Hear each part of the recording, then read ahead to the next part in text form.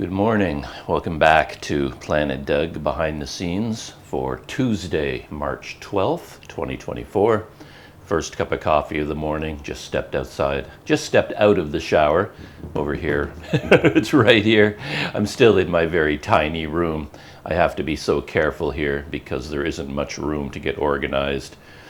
And over time, you start to realize how different it is to be in a small room because you don't have very much floor space. Weird things happen. I have one electrical outlet over there, and that's where I plug in my kettle. I plug in actually the hotel kettle. They have one here, comes with the room, and it has one of those giant UK style plugs on it. They're huge things. And then if I want to recharge camera batteries, I plug in the charger over there. So I pull out the cord for the kettle and I plug in my charger. And that's a thing you would do 100 times in your life and never think about it. But here I just let the electrical cord from the kettle fall to the ground. I just left it there. Now, didn't think about it. But of course, you can't do that in a room like this because those massive prongs of that UK style plug were pointing upward like a death trap. And it's right there on the floor. And of course, it was only a matter of time. I step out of the shower, I step right onto that plug, and man, I just about jumped through the roof. Man, did that hurt. But yeah, you have to be very careful inside a small room like this, moving around, putting things down. You have to put things away a lot. If you don't put things away, you're just going to be tripping and falling and struggling. So life in a small room has its challenges, I must say.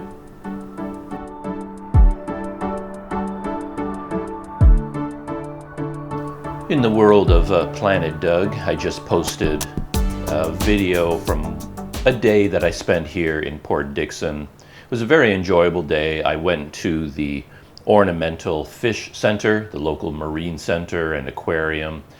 They specialize in protection and conservation of the green sea turtle, but then they have a couple of hundred tanks as well, all kinds of fish on display. I enjoyed that quite a bit. And to round out the day, I dropped in on a large Buddhist temple, and I went to have some good food at a local restaurant that I'd picked out. So I made a video about that, and this time I put together a pretty fancy introduction to that video at the beginning. Looking at it after I was done, I wasn't very happy with it because it sort of spun out of control. I don't know if other people do this, but I do this all the time, where I have a plan to get from A to B. In this case, I had this idea to make an introduction, which was, I'm in Port Dickson, and in today's video, I went to this fish center. And that was going to be it. A couple of highlights of some funny looking fish, and then dive into the video. That was my starting point, A to B. And then I thought, actually, I could say something about Port Dickson. Instead of it's just a town in Malaysia, you could say that it is a beach resort town. Give it some context. So I did that. And then when I put that into the introduction, I realized, actually, that is what you do in Port Dickson. Most people come here, stay at a beach hotel, and hang out poolside, take their kids to the beach, they play in the sand. That's what you do in Port Dickson. But there are other things you can do, such as the fish center. The fish center is something else you can do when you come to Port Dickson. And I thought, okay, let's stick that in. And then I realized I had already done similar things. I'd gone to the Lukud Museum, I'd gone to the Army Museum, I'd gone to Cape Rachado. And I thought, I can put that into the introduction as another highlight. So I can say, this is Port Dickson, it's a beach town, but there are other things than going to the beach. You can also go to the Lukud Museum, you can go to the Army Museum, you can go to Cape Rachado, and today I'm going to the Fish Center. That was my new introduction. And then I realized that all these things that I did in Port Dickson, they don't cost anything. I may have been wrong about that. The Lukud Museum may have had an entrance fee, but I can't remember. But anyway, it feels like a free place to go. So I thought, that's an interesting angle as well. Why don't I put that into the introduction? So now in getting from A to B, I stopped off at, I'm in Port Dickson, it's a beach town, but you don't have to go to the beach. There are other things you can do, such as this museum, hiking at Cape Rachado, and all of these things are free. And if you want to do another free activity, then you can go to the fish center. So that's where I ended up. But really, instead of going from A to B on a short journey, I ended up going from A to Z. I made the introduction so long and so complicated that it didn't make any sense anymore. It was too long. The video itself was 23 minutes long in total, and I think the introduction was 3 minutes long and had so much in it, it was practically a separate video. It wasn't like an intro to a video, just giving you a taste of the video to come. It was like an entirely separate video, and the whole thing felt weird all of a sudden. But I do that all the time. I make a decision to go a very short distance, A to B, and then somehow I start altering my plan and altering it, and by the time the dust settles, I've changed A to B, from A to a completely different destination. And I never had any intention of getting to that other destination. It was always, my plan was to go to A to B, but somehow I end up on this track that takes me way off into on a big detour. So that's kind of what happened with that introduction. And but still, I realized that when I finished it, but I didn't really want to redo it. I didn't want to put in the time or the effort. I just left it as it is. So I posted that video, and now I have the extended version of that video. This one is my recent experiment in making shorter, more fast-paced videos with an introduction, more YouTuber-friendly videos. I was wondering whether they would be more popular on YouTube. Based on the response to the video, the answer is no. Nobody has watched that video. Nobody is clicking on it. So it didn't really make any difference from that point of view. But it is my short version, about 23 minutes long. With the introduction, it's 26, but the video itself is 23. And the extended cut, the original video, was over an hour, like an hour and 2 minutes, I think. So the extended cut technically is almost 3 times longer. Though, to be honest, I don't remember that much more extra content, but I guess there is. But I'll be posting that video in a couple of days. And at this point, that's the last video I have in the hopper, the Planet Doug hopper. I normally have a external flash drive which has raw video from about 20 experiences that I haven't been able to edit yet. And then I have to sit down and work through 20 videos. But that's it right now. I haven't shot any video at all since going to the Marine Center, since going to the aquarium. So yeah, that's it for I don't have a backlog of video is what I'm saying, which is kind of a nice feeling. I'm glad about that. And technology has not been a big problem. At least I don't have anything to talk about. That's probably because I'm not really shooting video or editing video right now, so I don't have technology problems to talk about. But I must say that I have been uploading some behind-the-scenes videos and things like that. And my new strategy of uploading from my phone instead of from my laptop, that's working out very well, because it's just easier in a way to upload from my phone, because I can just start the upload and then put it down here and just leave it there. And I have 3 different smartphones. So this phone, which I'm using to upload, it's not my walking around phone. My walking around phone is this one. So when I go out into Port Dickson living my life, I can bring this phone in. I have this phone in my pocket all the time. This is my Malaysia phone. It has my Malaysian SIM card in it, and I can just leave this one behind. I just leave it in my room sitting here connected to Wi-Fi and busy uploading. And during the night, it just sits there all night long uploading. And that way I don't have to leave my laptop turned on. And when I have the laptop turned on for long periods of time, the screen gets burned in. But since I've started uploading from my smartphone, the laptop has been behaving much, much better. I'm not having that problem with the screen burning in, simply because I'm not using it as much. I don't have it running for 24 hours at a time. So that's working out better. And here on Planet Doug, I had a couple of interesting experiences. One is that a Planet Doug subscriber that I know quite well, I've actually met this guy in person a couple of times, and we spent a lot of time together. This is when I was in Mesot, and this man, this subscriber, he's from India, and he actually is in India right now, but he reached out to me. Hey Doug, what's up? What's going on? We touch base from time to time, chat about a few things. So he reached out to me, and then he said while we were chatting, hey, are you feeling hungry? And I said, yeah, I'm feeling hungry.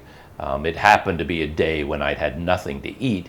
I'd just been sitting here working on videos all day, drinking coffee. I'd had nothing to eat. And then my friend, my subscriber from India says, oh, don't worry, I got you covered. And then he organized a food delivery all the way from India. He contacted businesses here in Port Dickson. Next thing I know, I'm getting a phone call from a delivery guy, and I go outside and there's a guy with a big bag from McDonald's. He ordered a big McDonald's feast for me and had the guy deliver it here to my hotel, which was very, very nice, and thank you very much. But it is an interesting story from two different points of view. One is that he was able to do it. How cool is that, that in the modern world, this man in India, far, far away in another country, he can contact a business in another country and arrange and pay for a food delivery to someone staying at a hotel here. One of the benefits of modern technology. But the other side of that coin is he ran into trouble doing it. And it's one of the reasons I don't do a lot of these things. People do make comments from time to time saying, why don't you have food delivered to your hotel room? And my instant response, my reaction is, I just can't face it. The hassle of trying to figure out how to get the app up and running, how to contact them. There's going to be technological problems. There's going to be issues. I just can't bother. I'll just go for a walk and I'll go get the food. Having it delivered never seems like a big advantage. There's no benefits to it because it's so hard for me to do in terms of the technology. And my friend from India did run into that because he was trying to order and pay through his accounts, but of course he has a different phone number and they wouldn't, whatever the reason was, he couldn't do it. So what he had to do was get my phone number, so my phone number on my Malaysian phone, and he put my phone number into his account, whatever the account was that he was using. And then he could do that. He could place the order, but in order for them to accept the order or to accept the phone number, they have to send a security code to that number, right? But because we're in contact, he could do it. So he put the number into his account, but the number is not in his phone. The number is attached to my phone. So the security code gets sent to me. I send the security code to my friend. He puts it in, or yeah, he puts it into the system. That's how that worked. And then there was trouble because they said my phone number was in use. I have a Malaysian SIM card, and the Grab people or whoever he was dealing with, I'm having a lot of trouble with my throat lately. It's not sore, but it's sort of swollen and expanded or something. Speaking doesn't feel very natural these days. There's something weird going on. But anyway, if I sound weird, or if it sounds like I'm having trouble speaking, that's why. Speaking just doesn't feel natural these days. I don't know why. Anyway, they said my phone number was in use. My Malaysian SIM card number, they said we have it in our records attached to a different account. And I don't know how that happens. I've never signed up for an account. I don't have any home delivery accounts of any kind. And then what they had to do was phone me.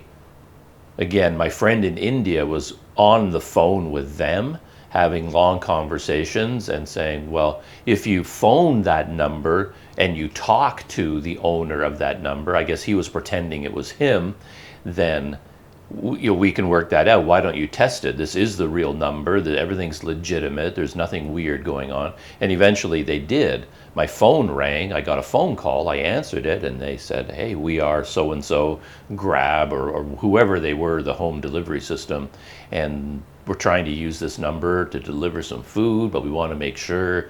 And yes, I couldn't understand the guy, to be honest. He was speaking in Malay at first, and then he switched to English, but even in English I couldn't understand anything he was saying, and I just kept saying, yes, it's me. Food? Yes. Food delivery? Yes, yes, it's me.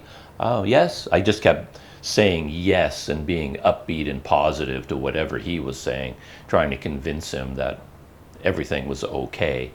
And then the guy eventually hung up, and the next thing I knew, I had a big McDonald's feast arriving. So my friend in India, he managed to do it, but he had to work really, really hard to do it, to get this set up. And it wasn't something I would normally have done myself. And then 2 days later, he sent me another food delivery.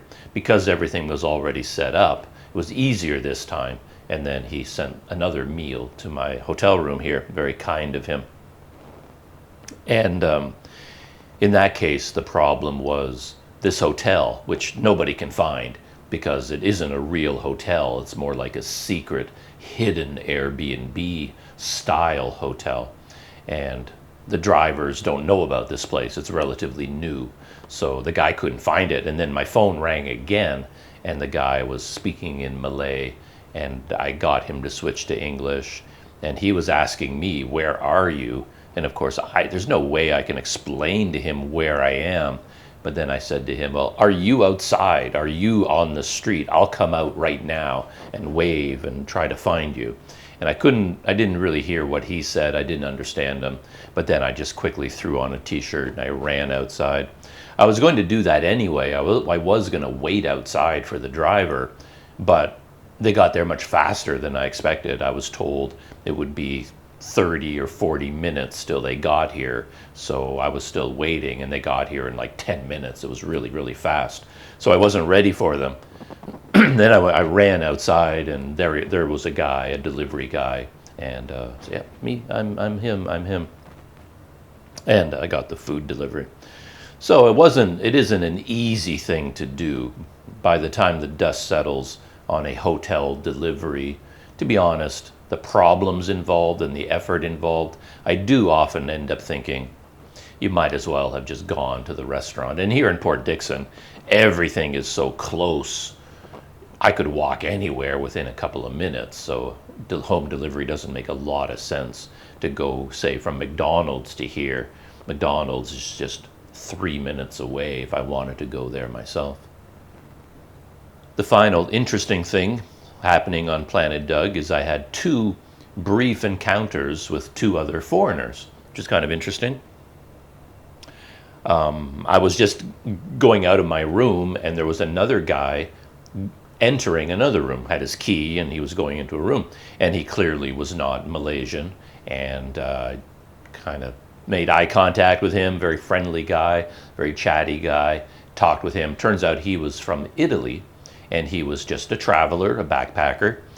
And I was chatting with him, and I was curious about his story because I assumed any foreigner coming to Port Dickson alone, the only reason they would come here is because they're taking the boat to Sumatra. Why else would they come here? So that was my assumption. And since I know a lot about those boats, I was wondering whether I could help the guy out. So I asked him, how in the world have you ended up in Port Dickson? It's a bit unusual to come here for a foreigner. And I was assuming he would tell me he's here to take the boat. But he said, he basically just says, yeah, I know what you mean. I don't know why I'm here. I came here because of the beaches. I thought there would be beautiful beaches. But of course, it isn't that kind of place. We're not talking about, this isn't Langkawi, it isn't Phuket, it isn't a beach resort sort of island. Unless you stay in a resort on the beach, you're fairly far away from the beaches when you're in Port Dickson.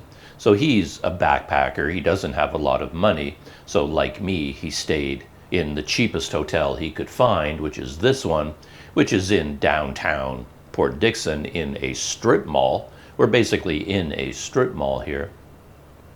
So he came to Port Dickson thinking it's going to be tropical beach paradise, and he was just sitting here and went outside and he's like, what's the big deal? He's like, I don't know why I'm in Port Dickson. And I did talk to him, and I said, I found all kinds of interesting things to do here. I like the place, and the beaches are nice, and there are beaches you can go to. There are the museums and Cape Rachado and a ton of other things I haven't even done. But to do all those things takes a bit of an effort. You've got to find transportation to get from here to there. And unless you're really, really happy being on your own, unless you're a Planet Doug type of person, it would be kind of a weird thing. I think you can go to a beach resort island by yourself, and if you have a bungalow right on the water or something, it's still a very fun experience for everybody. You don't have to be kind of a loner like me to enjoy it. But here in Port Dickson, say if you're staying here and now you want to spend the day on a beach, it's kind of like you got to pack up for the beach and find a grab car and get the grab car to drive you to a beach that you know about. They drop you off in the parking lot, and then you walk to the beach and you sit down on the sand, and then you probably go, well, now what? Right? It's not a single person sort of experience. You'd want to have a family with you or a group of friends for that kind of experience. Anyway, he was packing up to leave. He came to Port Dickson, and then he looked around and went, I don't know why I'm here. And now he's going to pack up and he's going to go somewhere else. I don't know where. But he asked me where I was from, and I told him I was from Canada. And he says, oh, you're the second Canadian staying here in this hotel. And he said, that surprised me. And he says, yeah, there's another man here. I just spoke to him, another man from Canada. And he said this man was talking about how he's trying to go to Sumatra. He's trying to go to Indonesia. So my antenna went off, beep, beep, beep, beep, beep, beep, beep, beep. Now I want to meet this guy. I want to talk to him. I want to get his story. And maybe I can help him figure out how to take the ferry from Port Dickson to Sumatra, because I'm nothing if not an expert on that topic right now. And I didn't see him that day, but the second day, yesterday, I did run into him just here in the hallway by chance. I was leaving, he was arriving, and I chatted with the guy. He was from Quebec, from Canada, and we chatted for a while. But it turns out, I was asking him, I told him this man from Italy told me that you're trying to go to Indonesia. And then he says, yeah, I am. I want to go to Indonesia by boat across the Malacca Strait. And then he told me what he's going to do is go from Port Dickson to Malacca to Johor to here to here to here. He's going to go around to Penang, and then he's going to go to Langkawi. And then he said, from Langkawi, I'm going to take a boat to Medan. And I had to, well, I don't know whether he believed me or not. That's sort of the thing when it comes to these travel arrangements. You don't really know what is real and what isn't. I know that the boats from Langkawi to Sumatra, they don't exist anymore. They shut down years ago. So his whole plan was not going to work out. And of course, I told him that. I said, well, as far as I know, there are no more boats from Langkawi. So if you want to go to Langkawi and take a ferry from there to Sumatra, it's not going to happen. You're going to end up stuck because there are no more boats from there anymore, from Penang, from any of that area. From Penang, you're going to have to fly. and they do have an international airport in Penang, so you could fly from there. But I told him, if you want to go by boat, you have two choices. In fact, you can go by boat from here. There is a boat from Port Dickson to Sumatra, or from Malacca to Sumatra. So if you really want to go there, you're in luck, because by chance, he didn't know about the boats in Port Dickson. He'd never heard of them before. And just by pure chance, he happened to be in the town, one of the two places in Malaysia that do have boats going to Sumatra. So I told him that, but I don't think he really believed me. It's not like he was going to suddenly change his plans based on my word. He wasn't going to hop on the boat out of Port Dickson. He was going to continue and go on his trip, and he was going to go to Langkawi and try to take the boat from there. I told him there are no boats, but he doesn't know. He won't know. He won't believe me until he finds out for himself. Or maybe he'll do internet research. But based on the way he was speaking, his plans were quite loose and vague. He didn't seem to have any information, even about Malaysia. He said, you seem to know a lot about Malaysia, or you know a lot about Sumatra. Where should I go in Sumatra? And he said, I heard something about volcanoes. So that was all he knew about Sumatra. It was like, I think they have volcanoes. So I'm like, oh, okay. He really doesn't know anything about where he's going. So maybe he's not the kind of person to do internet research. Because if he wanted to, he could go online, look for information about the ferries from Penang or from Langkawi, and he can see for himself a lot of people saying they don't exist anymore, and then he would believe me. But I don't think he's going to trust me on that. He's not going to take my word for it, and I don't think it'll matter in the end. Like I said, his plans seemed quite vague and changeable. So if he goes to Langkawi, looks for a boat, there are no boats, he'll just move on and do something else. He just won't go to Sumatra. He'll go to Thailand or something. I don't think he's that worried about plans falling through or not falling through. He clearly will just take things in stride. So I didn't push it. I just told him that, as far as I know, there are no boats out of Langkawi, and there is a boat from Port Dickson. If you want to know more about the boats here, I can help you out, but if you're cool on your own, that's cool too. And then he went into his room, and I haven't seen him since then. But it's kind of interesting. I just don't run into foreigners like that, backpackers who are just wandering around.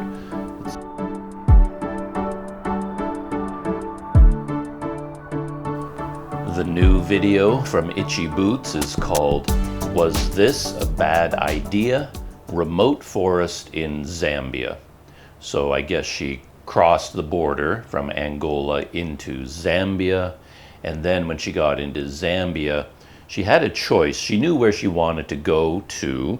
There was a small town, and there were two roads, I guess. One was longer, one was shorter, and she was getting perhaps conflicting information about the road conditions, or at least the information wasn't that reliable. She wasn't sure. But when she was crossing a river on a barge, there happened to be a Jeep ahead of her, like a four-wheel drive SUV kind of expedition vehicle. And they were foreigners doing some sort of a drive through Africa. And they knew something about these roads. And one of the roads that Itchy Boots thought would be a good road, these people, I think, told her, no, that's an awful one. So you probably want to take a chance on the shorter one.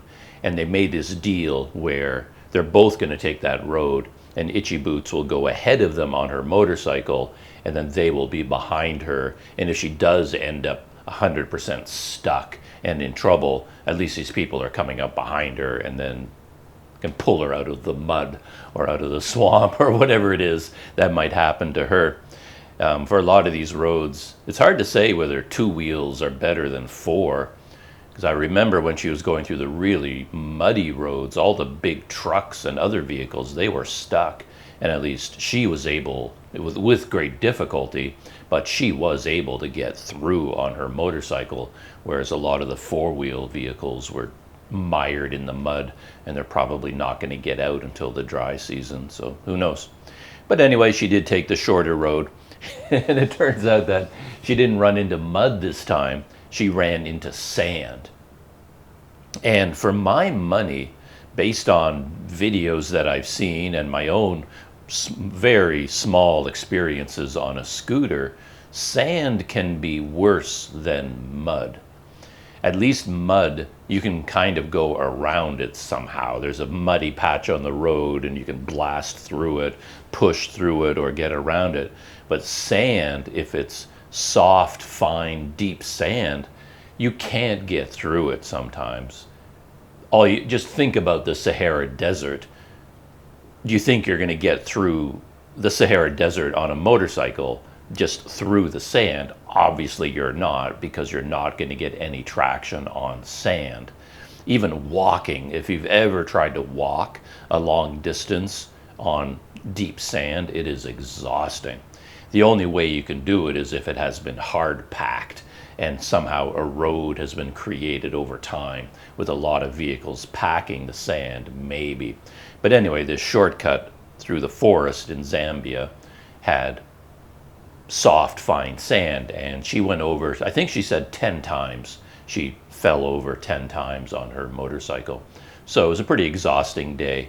But the ride, it was kind of funny. When I was listening to her talk about the journey, and then I watched the whole video, I sort of had it in my head that we were talking about a 5-day expedition through the forest, or at the very least a 12-hour day or something. But I think it took her 4 hours. So when she got to her hotel, she managed to get to another nice place with a gated entrance and a private bungalow, this sort of place. When she finally got there and summed up the day for her the end of her video, she did say, I think, that it had taken 4 hours. But she did also say that she was exhausted. That was absolutely exhausting. Just holding the motorcycle upright on that sand with your whole body and then constantly falling over. Yeah, would have been a tough day, but she made it through. And then she never did see the people coming up behind her. Something happened there where maybe she took a different route, because she did say at one point that even if these people were looking for her, they wouldn't see her anymore. So she hoped they weren't worried about her. So maybe they ended up taking a different route. I'm not sure. But anyway, she never saw them again, at least not in this video. She had some technical experiences, little techie things I noticed, little details. In her previous video, she talked about her guidance tablet, her GPS tablet, how one morning it wouldn't work. It kept going off and on, off and on, off and on, and it wouldn't stay on, and she couldn't even reboot it. She couldn't do anything with it, so she just turned it around, so she didn't even want to see the screen. But on this day, it was working again. So for the whole day, it just worked. So maybe it was just a one-time problem with that tablet. Everything's good now. And there was a funny moment when she was getting her motorcycle onto the barge to go across the river. There was like one brief video clip, just a little flash, and I thought she was vaping. I saw her take something and put it in her mouth, and the way she did it, it looked like she was going to be vaping or something. And I thought, what the? She's a vapor? That's weird. So I rewound the video and I kind of watched it again and again and again, and I stopped the video and I looked. I was like, that's her water tube, because part of her head-to-toe motorcycle uniform, her armor that she wears, it has a built-in water bladder on the back with a hose that comes around to the front, so then she can just drink whenever she wants to. Those things have never made any sense to me. I know cyclists use them a lot, and when I've talked about this in the past, my point of view is I've never had a problem riding my bike and then I just stop pedaling for a minute. I pull over to the side of the road, stop pedaling, and I grab a water bottle and take a nice long drink and put the lid back on and put the water bottle back in the cage. That never seemed like such a major inconvenience that Wow, I really wish I had a water bag in my knapsack and a tube here so I can just keep drinking while I'm riding. And wow, isn't it so convenient to have this water bladder so I don't have to stop to take a drink? Because for me, it's not a big deal to stop and take a drink. And also, it's one of the great pleasures of life. You're riding a bike, you're really thirsty. You generally wait until you get to a scenic viewpoint. Then you pull your scooter or your bicycle off into the scenic viewpoint, and you're looking around, take a picture with your phone, enjoy the view, get out your water bottle, take a nice long drink, take another drink, put it back. It's not like I'm in such a hurry. I'm not on the Tour de France where, because I've stopped for 2 minutes to take a drink, I've now lost the race. So these bags of water have never made sense to me. My knapsack, the one I have now, I could probably do that because most knapsacks now, at least expensive ones, they have a little hole in the top of them, and you can run something through the hole, like a water tube or I think even my backpack has it. My backpack has a special compartment on the inside where I could put a water bladder if I wanted to, and then there's a special opening where you put the tube out. Or you could also just put like a music player in the pocket and then run the headphone cord through that little hole. So I have the little hole, but I have never used it. So it's a pretty common thing to do. But of course, in the case of Itchy Boots, it's very different because her motorcycle is it's a bit of an unwieldy beast compared to a touring bicycle or even a scooter. When I was riding the scooter, I just took my bag and I strap it to the back, and it's very, very easy. I have my knapsack sitting on the floor between my legs, and there's a water bottle in there. Then I just stop the scooter, zip open my knapsack, take out the water bottle, take a drink, and put it back again.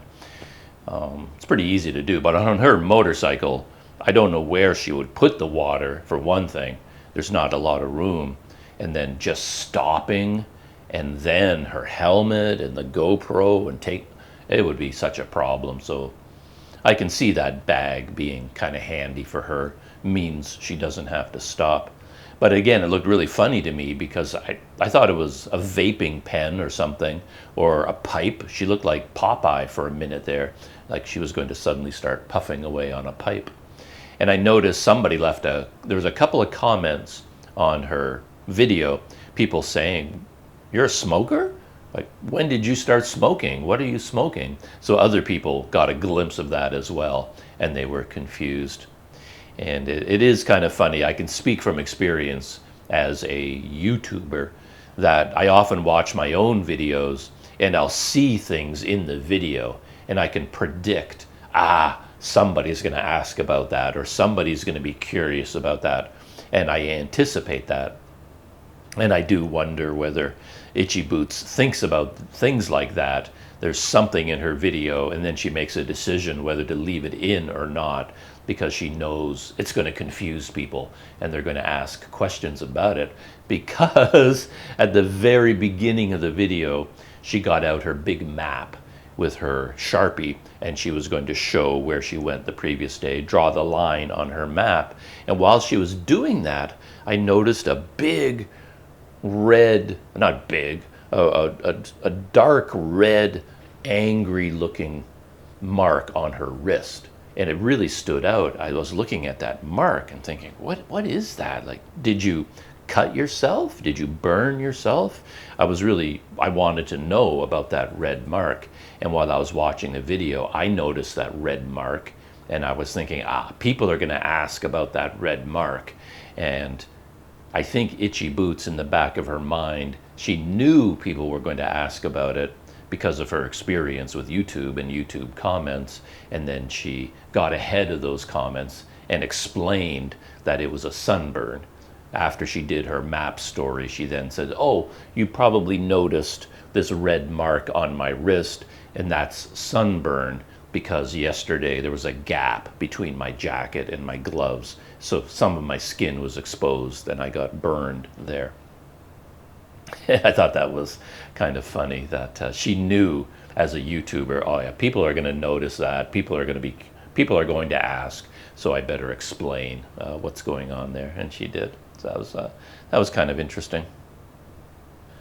Two other notes about her video. The journey itself, I don't have a lot to talk about. She started at a hotel, rode all day, ended at a hotel. I could find the hotel, which I always do, when she arrived at the place, and she mentioned the name of the town. So whenever she mentions the town name, any YouTuber does that. I instantly go to Google Maps, I look for that town, and I look for her starting point and her end point, and I find the road, and I go into satellite view.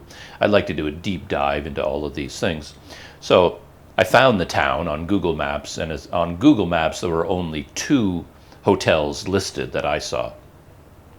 And I quickly figured out which one was hers, so I could see that hotel, and then you can read all the reviews of that place, find out how much it costs, all the information, all the details. I find that all of that to be interesting, because Itchy Boots tends not to talk about any of that stuff. She makes her video about riding the motorcycle, and then she's done. And more about that at length in a minute. And the other thing that jumped out at me, and I do seem to be in the minority on this, but I must say I don't like her music choices. I've never liked them when it comes to the drone shots and the riding the motorcycle montages where she chooses music. She likes the grand orchestral music, sweeping grandeur. And I personally don't like that music. It all seems to be out of balance with what is going on. It's too much. It's the sort of music that you would use in a National Geographic $300 million documentary about life on our planet. It has a grandeur to it that seems too much for a YouTube video. But everybody else seems to love it, so I'll just chalk that up to my own personal weirdness.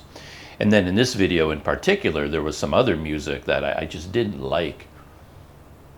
I am curious about her process, because she doesn't ever talk about it much. The whole how she makes videos, the techniques. She keeps all that information for her academy. You have to pay to get her course. I guess you'll learn all this stuff in her YouTube production course. But anyway, I don't know where the music comes from. I don't know if she thinks about it.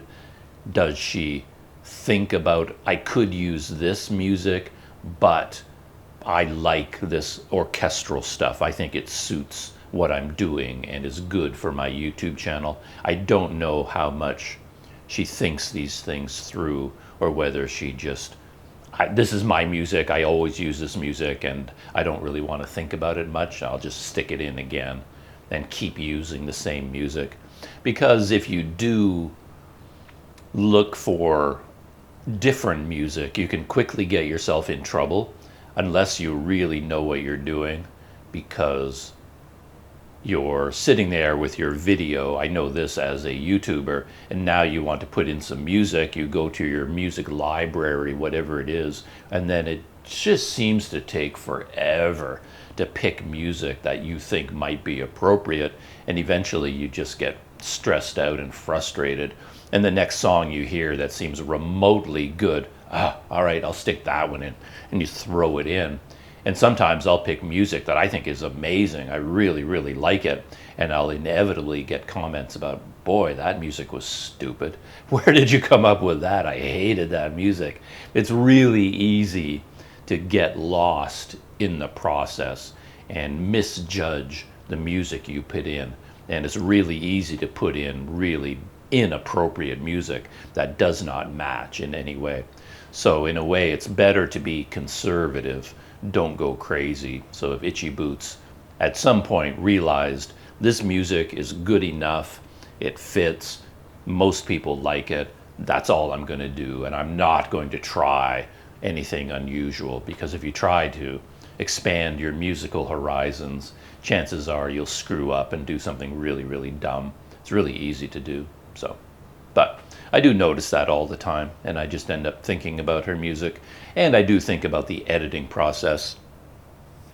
quite an achievement when you think about it, for her to follow such a rigorous schedule. And I know that if you go into all of the how to make a successful YouTube channel videos or articles, or all the help about how all the best practices for YouTube, I don't know whether it's true or not, but everybody says you should have a routine and a schedule, that people expect your videos at this time on this day, and you should stick to that. I've never really believed that, because it's all that's irrelevant to me. I'm never looking ahead thinking, oh, Itchy Boots video is going live in 2 hours. I don't know when she posts her videos. I don't know what days she posts them. I don't know what times. Any of the videos I watch on YouTube, I have no idea. YouTubers could have a precise schedule of posting their video, and I would have no idea, because I don't care. Eventually, if I want to watch their video, I'll go to their channel and I'll look, oh, there's a new video on their channel, and then I may or may not watch it at that time. It's not like I'm sitting around looking at the calendar and the clock and going, oh, new video today. I don't know when people post videos, so I don't care about any of that stuff. But apparently she does have, I think, a set schedule. 3 videos a week on the exact same days at the exact same times. And posting 3 videos a week like that, that's an achievement. That really is. And I do wonder how she does her time management. And again, for all I know, these videos could be 5 months old, and that would explain a lot. If you go on an entire journey and then you go back in time and post the videos pretending that they're happening in real time, that takes a lot of the pressure off. But if she's kind of doing them in real time, then yeah, it's a major achievement. Her videos do tend to be quite simple. And again, I'm going to talk about that in a minute when I talk about someone else. So this video, for example, it starts with her at the hotel. She rides her motorcycle, and then it ends at the hotel, and 20 minutes long, it's done. It's pretty much the simplest video you could possibly make. She never moves the cameras, for example. She has the 360 camera, and there's all kinds of things you can do with a 360 camera. She's had it for her whole Africa journey. And as far as I can tell, she's never done a single thing with it, not once. She put it here on her handlebars, and it sits here the entire time. And she uses it very well. I really like what she does with that camera. It gives her a lot of candid shots at gas stations and on boats and things like that. But she's never, for example, taken her selfie stick and raised the camera up above her motorcycle so you can, get a top-down view of her riding through the jungle or through the busy streets. She's never tried to get that drone shot and then editing the 360 video later to make it look cinematic. She's never lowered the camera to put it by her front wheel to get that cinematic shot of the wheel spinning and going through the mud. She's never put the camera off to the side to get the side shot of her ride. She's never, not even once, done anything with the 360 camera that you can do. And I think it's a wise decision, because as soon as you go down that road, the time commitment doubles, triples, quadruples, quintuples, and then she'd quickly get buried in video editing work. The fact that she's running 3 cameras, 2 action cameras, one on her chin, one on the motorcycle, plus a 360 camera, and then she has to merge video from those 3 cameras and then sync the audio. That alone is enough work to deal with, to suddenly deal with editing, like reframing 360 video, moving the camera, coming up with special mounting apparatus, because with the 360 selfie stick, you can't just extend it. Like, she has a mount on her handlebars that just goes straight up about 1.5 feet, and that's it. that mount that she has, she can't use it in any other way. She wouldn't be able to raise it high in the air because it wouldn't stay in place. The leverage would be too strong and the whole thing would just fall over. She couldn't extend it to the side or in front, or she would have to sit down and come up with all kinds of mounting systems that have 2 mounting points.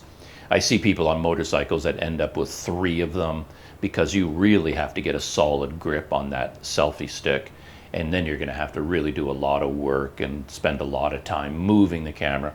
And as soon as she starts doing that, it's going to make her life miserable. And based on the popularity of her videos, why would she bother? Basically, if it ain't broke, don't fix it.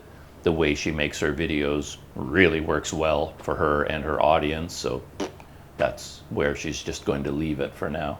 And the last thing that jumped out at me from watching that video was I really felt jealous of her experience of her journey. It looked so attractive. As I was watching that, it looked like so much fun. And it's been a long time since I've had a day like that, or anywhere near like that, where she woke up at this hotel, loaded up her motorcycle, and then rode all day through the countryside, arrived somewhere. She's going to spend one night there, and the next morning she's going to get back on her motorcycle and ride to the next place. And from this video, for some reason, I got this sense of her journey, the joy of that journey that she's on. And I remember having that joy in the past, in the distant past, when I did certain bicycle trips, for example, and the fun of the excitement of that journey. And this was in the days before YouTube, which is kind of where I'm heading with this point of view. Because back in those days, I wasn't doing anything for social media. Social media didn't exist yet. So I was riding my bike and I was occasionally taking a picture of something that looked beautiful to me on the road.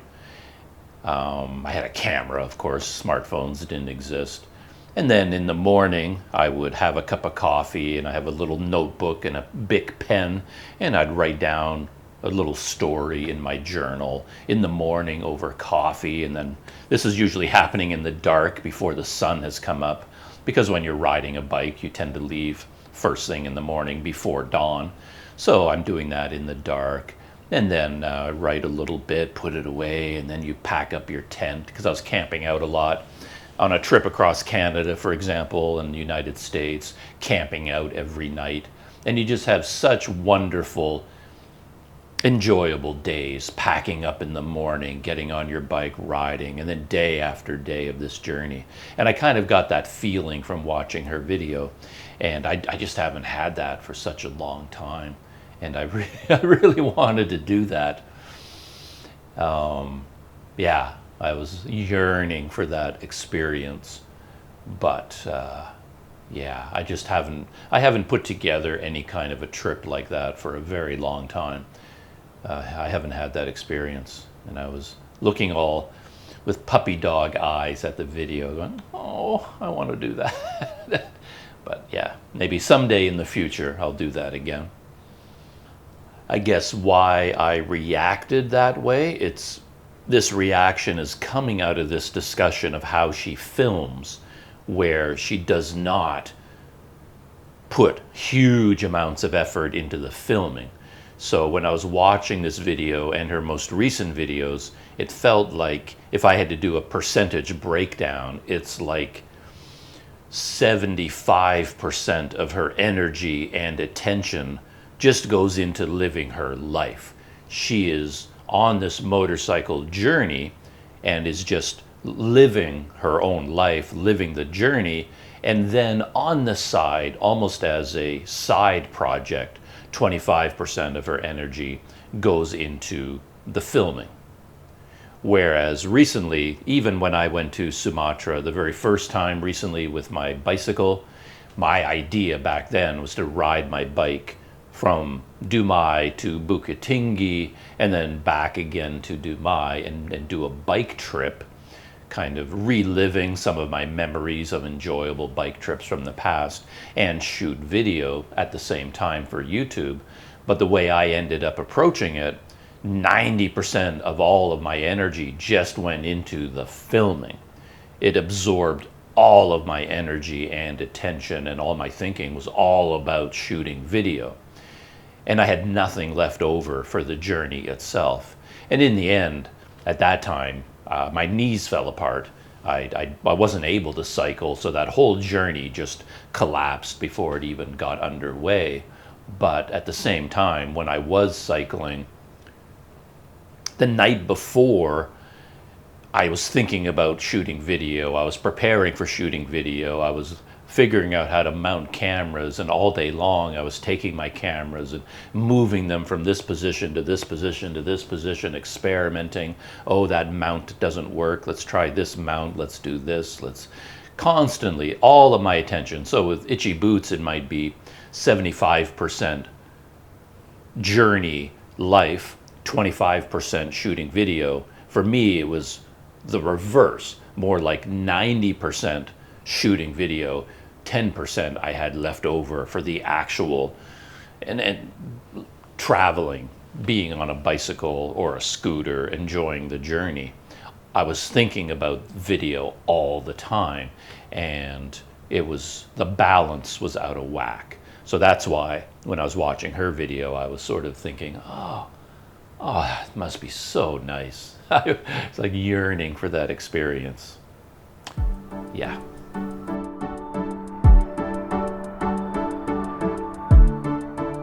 An unusual, different type of video from Paddy Doyle. This one is a collaboration. He collaborated with the UK couple Tread the Globe. Anyone in Malaysia is aware of Tread the Globe because they've been traveling through Malaysia in their camper van. So anyway, the video is called Van Life in Thailand, 900-kilometer road trip from Bangkok.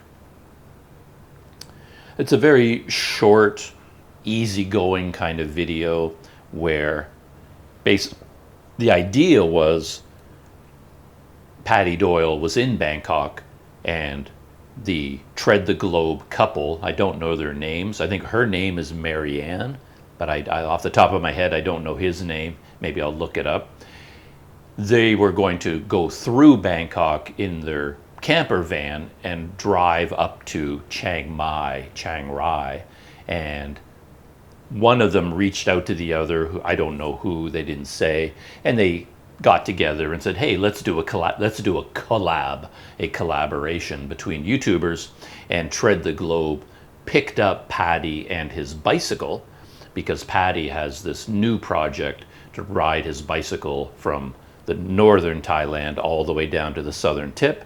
So the starting point for his journey is in the far north, and rather than riding his bike all the way there, Tread the Globe, we're going to pick him up in Trudy, their camper van, and then give him a lift to Chiang Rai, and then Paddy Doyle can start his bike trip instead of riding all the way there. And then they were going to make videos. Paddy Doyle will make a video about van life, and then they will make a video about the same period of time. So that was the video. Relatively short, not a lot happened in it. Paddy Doyle did a nice job with the editing again. He had a nice 1.5-minute intro at the start, and yeah. But a bunch of things jumped out at me from the video. One thing, from a Planet Doug point of view, I do enjoy it when YouTubers get together, because when one YouTuber is filming another YouTuber, you get to see all their camera gear. So, for example, when Tread the Globe posts a video, they're using the camera to film themselves. And unless they happen to walk by a mirror, you don't actually see their cameras because they're filming with their cameras. But now Paddy Doyle was in the back of the van. He was sitting in the back as a passenger, and the two of them, Tread the Globe, were in the front seats. Marianne is driving. Chris, I think, is the man's name. Chris was in the passenger seat. And But they were also filming, but because Paddy Doyle was filming them, you can see their camera gear. So when the man, maybe his name is Chris, was filming, I could see that he was using the exact same setup that I use. He had a GoPro in a media mod with a Rode Wireless Go microphone, and he was using the Jaws Flex clamp. And they had a 360 camera mounted on some kind of a mount right on the dashboard. So I kind of enjoyed that I got to see them shooting their video from Paddy Doyle's perspective. But I have to say that looking at the van journey from Paddy's point of view in his video, I had the same reaction that I've had in the last couple of videos. I haven't followed Tread the Globe on their journey. I haven't done a deep dive into their life or into their channel or anything. But they recently went through Malaysia, and because of that, I watched 2 of their videos. There was one where they got a ticket here in Malaysia, and the police officer said to them, "Oh, if you want to, you can just pay me an on-the-spot fine." And that caused a big drama in Malaysia, because the police officer was basically asking for a bribe, and that put a spotlight on police corruption in Malaysia, all that whole story. And then they tried to get across the border from Malaysia into Thailand with their camper van, and they ran into a lot of trouble at the border, where they had to get special customs imports for their camper van that were different from a regular vehicle, insurance. It was a whole thing, and I think it took them at least 2 weeks just across the border, and they had to sit in an expensive hotel for 12 days, I think, waiting until all the paperwork came through. And then my whole point of view when I was watching their video was that there's a real question whether traveling around the world in a camper van life, doesn't make any sense at all, because simply getting the van from country to country requires so much work, so much effort, so much expense. And then simply driving the van in traffic in Asia and parking the van, just constantly trying to find a place to park. And then it feels like by the time you're done with this experience, all you've really done is bring a van around the world. All of your effort has gone into basically importing and exporting this van from country to country to country to country, looking for parking spaces, trying to find a hotel that has parking big enough for a van like this. It all seems to get in the way of what might be enjoyable about going around the world. So that was my reaction to their first videos, and I was joking that if I were them at the border between Malaysia and Thailand, and I ran into that issue with all the paperwork, and it was going to take 2 weeks to apply for permits from the Ministry of Transportation, I would just leave the keys in the ignition, leave the door open, and I just walk away from the van. I would take my knapsack, get my passport and my GoPro and my toothbrush, and then just say goodbye to the van. Just leave it there. Just give it to the next person you see.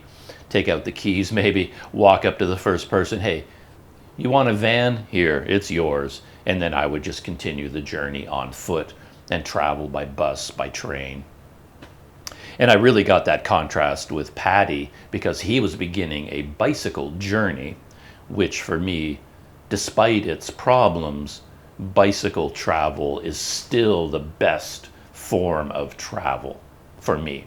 If you take YouTube out of the equation, bike touring is still the most attractive way to live and to visit other countries. On a bicycle is the best way, assuming you're not shooting YouTube videos. So, yeah, and I had that feeling here because Tread the Globe had to pick up Paddy at his condo, at his apartment complex, wherever he's living now. And then it took them 4 hours to get out of Bangkok. 4 hours of just sitting on a highway in a huge traffic jam. And that was just to get out of city limits. We're not talking about 4 hours of travel. It was basically just 4 hours of sitting there in gridlock. It just went on and on and on. And you had to wonder, wow, that's brutal. And then when I think they had an idea to get somewhere, but it took them so long to get out of Bangkok that they had no hope of arriving at their destination. It would take too long. So Paddy, because he knows Thailand quite well, he said, oh, there is this place, really beautiful place he knew about. Let's go there instead. So they went there, but it was a kind of lakeside glamping place. Have those fancy round tents that are actually like mini apartments on the inside. You see these glamping places all over the place now, and they're really quite expensive. They're probably more expensive than a hotel. But again, you're on van life, you're doing a van life journey, and one of the advantages in theory is the van is your home and you can sleep in your home. Your transportation, you can sleep inside your van, but as far as I can tell, they never do, because in Asia, where are you going to do that? So when they go to this glamping place, the Tread the Globe couple, they got a bungalow, a real actual thing, and they just park their van outside the bungalow, and they're paying for the bungalow, and they sleep in there. And then Paddy, he rented one of the glamping domes at the side of the lake. So there you are, going around the world in your camper van, and you can sleep inside your camper van, but you probably almost never do, and all you ever do is stay in hotels anyway. So what is the advantage of this camper van life? I get the challenge of it.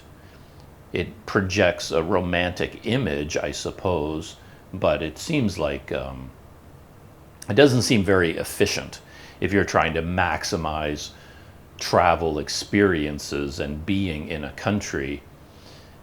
The van seems to be a barrier between you and that goal rather than a way of achieving that goal, if that makes any sense.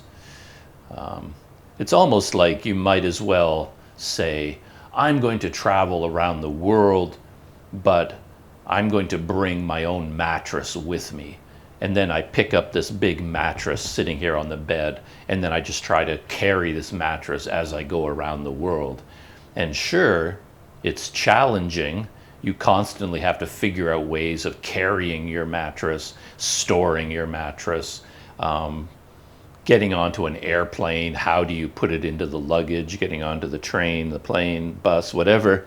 You end up fighting all the time, figuring out ways to bring this mattress around the world, and that can be a real challenge. But what was the point of it? You're going to be sleeping in hotels anyway, and the hotels come with beds with mattresses.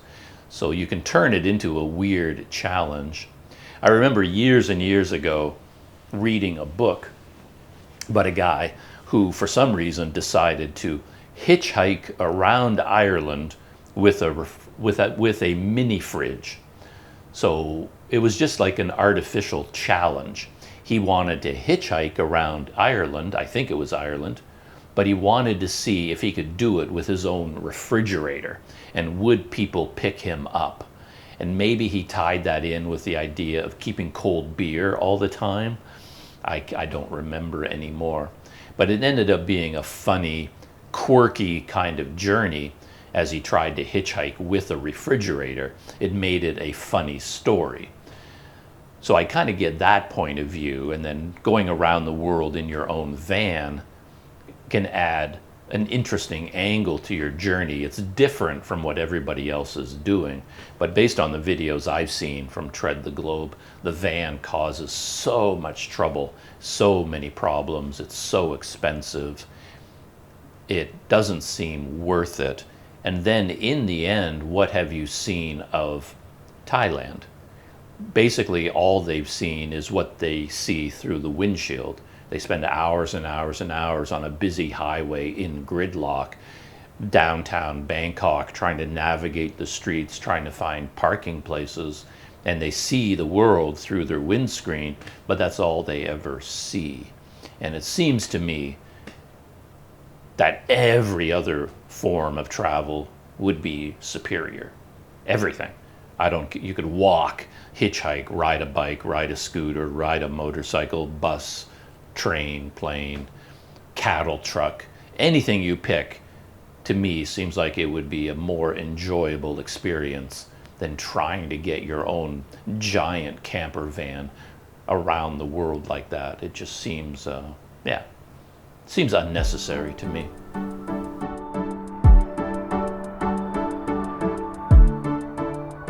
I looked up their About page, and his name is Chris, so Tread the Globe, Chris and Mary Ann. And I watched their next video, their most recent one. It is called, "We Can't Continue Our Around the World Drive as Planned." And this whole video, looking at my notes about that video, this whole video, to my mind, supports what I was saying, that traveling around the world by camper van would not be appealing to me, because it's all about problems and trouble. I guess their idea was to go to China. They're in Thailand, and I don't know what their intended route is. I'm a little bit confused about that, because as I said, I haven't done a deep dive into their channel. But they seem to be on their way back to the UK. Is that true? Because every time their video starts, there's a little text box that shows up that says something like 9,800 kilometers to the UK. And I've seen that on all their videos, and I keep thinking, well, what does that mean? I thought they were going around the world, so why is it 9,000? Are they going back to the UK? They started from the UK, so it feels like that text box should be how far it is from the UK. Like, how far have they traveled from their origin? So why does it say 9,800 kilometers to the UK? Maybe it used to say from, but now they've turned around and they're going back. So now it's to the UK. I don't know what that number means, but that's my fault. I haven't done a deep dive. But anyway, their plan was to go from Malaysia to Thailand, and I guess somehow or other into China, because for them to continue their journey, all the land borders are closed. So, for example, you can't go through Myanmar. The borders are closed. So getting through Myanmar, Pakistan, India, all these countries is very complicated. You can't go overland, and to try to take a vehicle that direction would be impossible. So I guess they worked out a route that takes them through China, and they can go over the top of these countries. So they had this route all figured out, so they needed to get a visa for China. So they went to Bangkok because they're going to go to the Chinese embassy there, and then that whole thing, just driving into Bangkok, because they wanted to go into the city, stay in a hotel there to go to the Chinese embassy, but then they had to find a hotel in downtown Bangkok where they have parking that can accommodate their camper van. It took them a long time to find one. They finally found it, booked a room there, and then they had to drive into the city in this big van, navigating all of the streets. And luckily, the two of them are a good partner. This is something I really noticed. Mary Ann does the driving. As she said in the video, she loves to drive. She enjoys it. Apparently, she's quite good at it. Chris, he's more of the filmer, so he doesn't drive ever, because he's in charge of taking all the video, and he can't drive and take video at the same time, and he does all the navigation. So he does the navigating while she's driving, and then gives her a heads up. Oh, we have to turn left up ahead. Oh, you have to move over 2 or 3 lanes and things like that.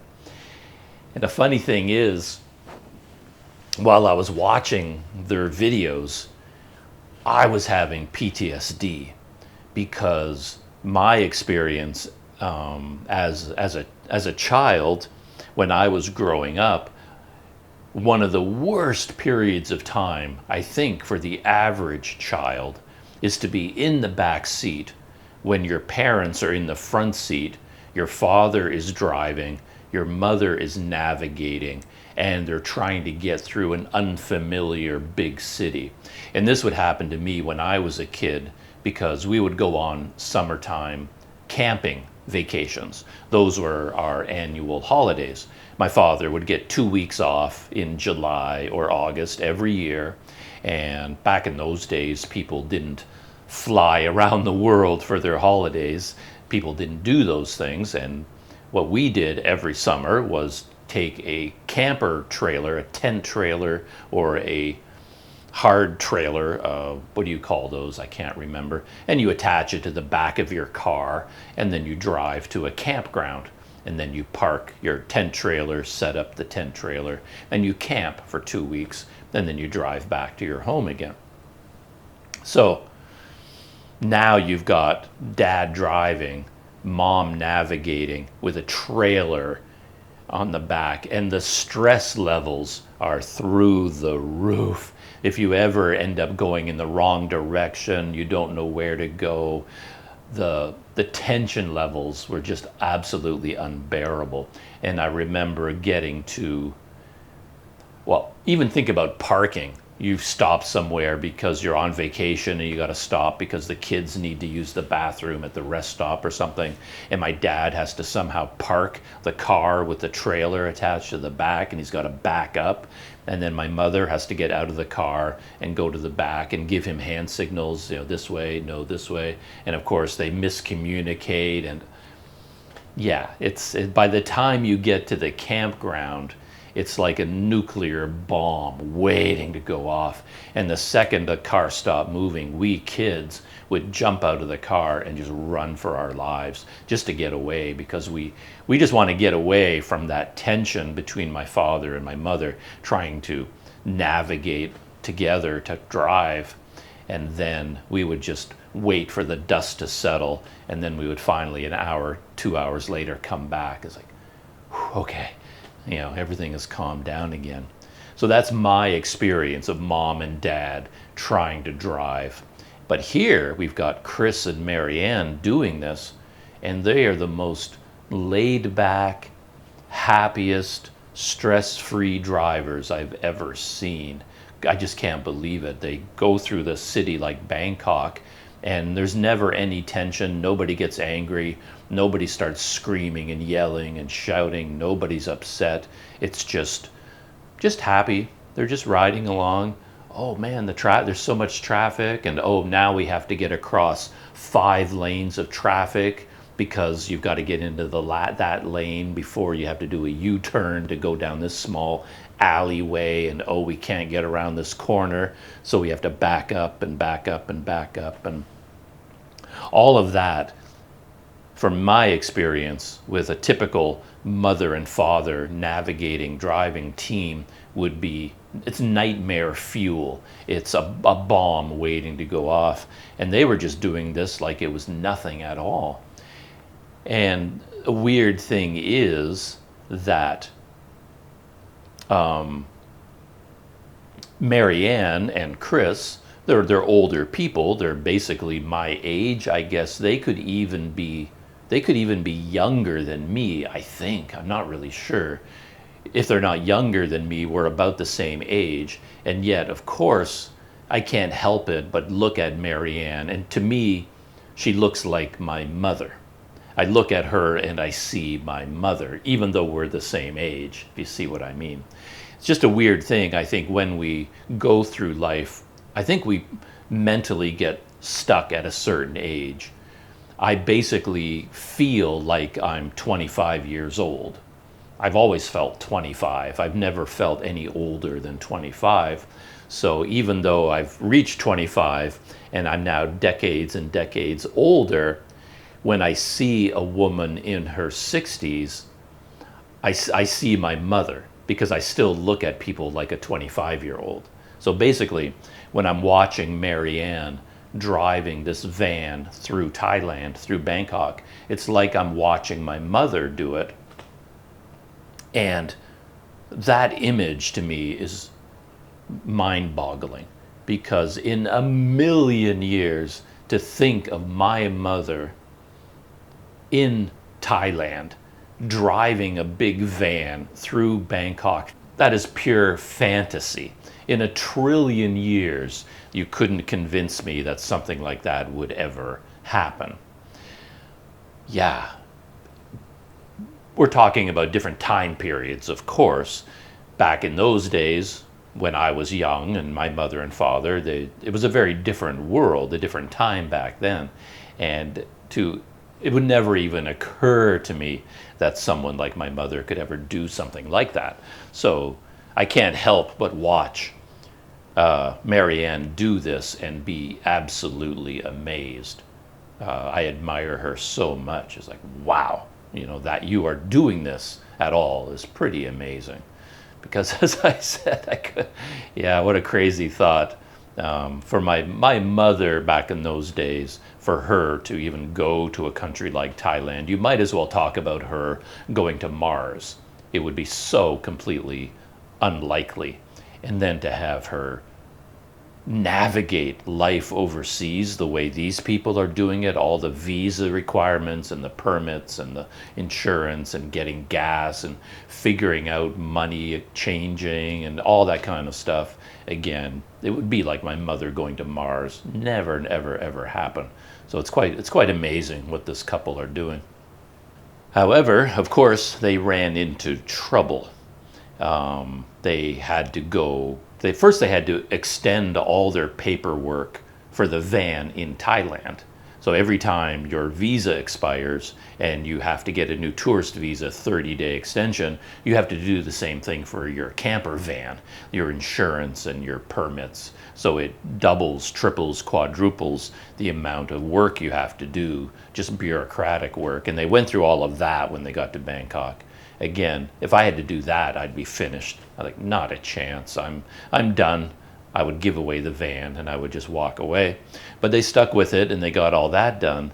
And then they had to tackle the Chinese embassy, and not surprisingly, that had the end result that you would expect, and their visa application for the van anyway, or maybe for themselves as well, was denied. And when they were talking about the hoops they had to jump through, I was thinking I wouldn't even bother. So in order for them to even apply for the visa for China, when they learned that they had been to Turkey, I guess China has a problem with Turkey.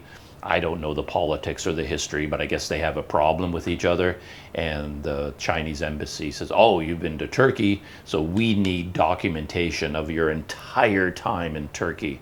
Exactly when you entered, when you left, and a day-by-day account of everywhere you went, everywhere you slept, all the hotels you stayed in. They need documentation of all of their time in Turkey.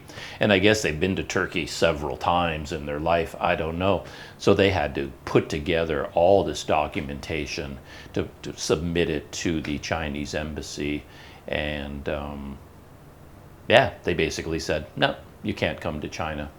And for my money, if I had gone to the Chinese embassy and they said, you have to give us all this documentation of your time in another country, I would just turn around and I'd walk out. I wouldn't bother. It's like, if you in China, you don't want me to come to your country as a visitor, as a tourist, fine with me. I'll go somewhere else. If they make it that hard to come into your country, why even bother going there? I wouldn't do it. I would just say to them, all right, you don't want me? That's fine.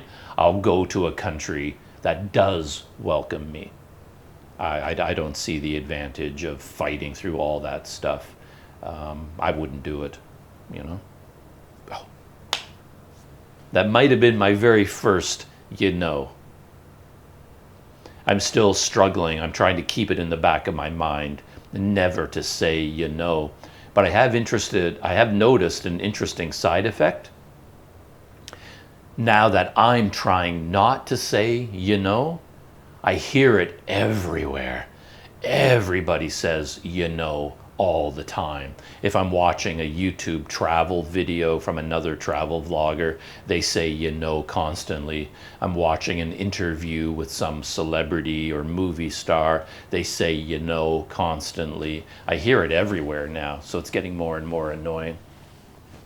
Anyway, with their visa application denied, now they have to change plans, or this probably already happened. I think all of this was happening months ago, weeks ago at least, during Chinese New Year, I think.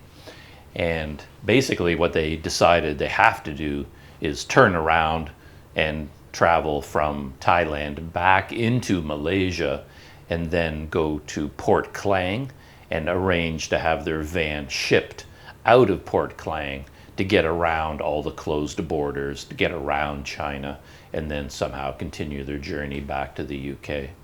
So I think that's what's coming up in their next videos, is going to be returning to Malaysia, arranging to have their van shipped out of Port Klang. So that's what's going to happen to them next. Something else that occurred to me as I was watching their van life videos, as I said, it looked to me like they were seeing Thailand through a windshield, almost like watching it on TV because they're traveling by van. And I don't really see the point of that. And they picked up Paddy Doyle at his hotel or at his apartment complex. And then they did a, I guess, 2 or 3 day journey to bring Paddy Doyle up to Chiang Mai and Chiang Rai.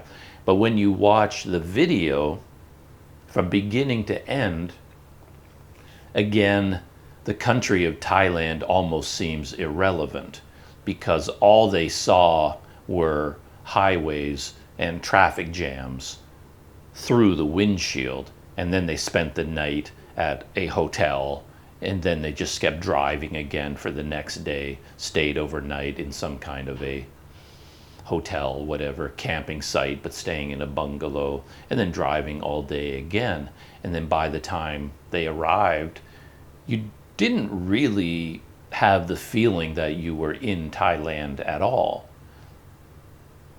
It's kind of a weird thing. But the other angle to it that I noticed is you do get criticism of adventure travelers. Like Itchy Boots has come up for some criticism from Africans because she's done this huge journey through Africa on her motorcycle, but because of the way she travels, she's always in the countryside. So she generally doesn't show modern urban Africa. She only shows the villages and the farming countryside, which of course is a much poorer part of Africa. So I do see the occasional comments on her videos saying, you're only showing this side of Africa and you're perpetuating the stereotypes that Africa is nothing but mud huts and animals and poor people.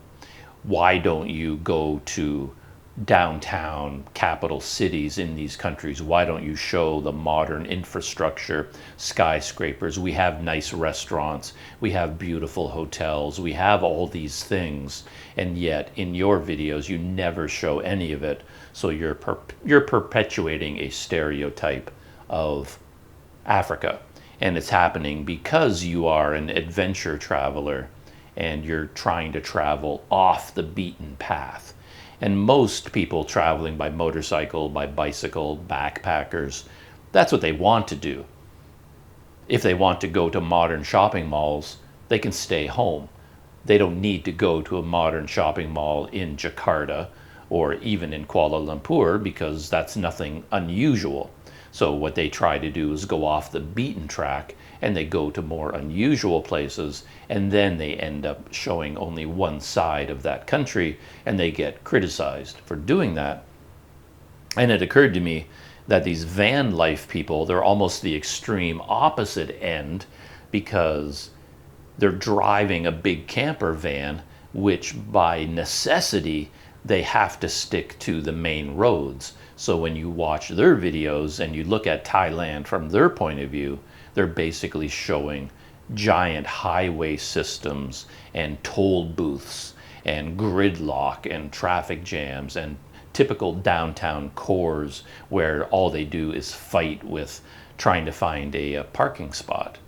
And so they are showing the modern face of Thailand in a way, but it's a very unpleasant face as well, because I think in every country in the world, just pick any country, pick Canada, pick anywhere, the worst place in that country by far is always the highway. The highway is the worst place to be from every point of view. It's monotonous, it's boring. If I've been cycling on a bicycle, riding down a highway is the worst thing you can do just because of the roar of the traffic. It's so awful and oppressive and stressful and terrifying. It's the worst place to be in any country in the world, the highway system. And yet when you're traveling around the world by camper van, by definition of the style of your trip, by necessity, you are always on the main highway systems. So you set yourself up to experience only the worst things in that country because you're driving the camper van.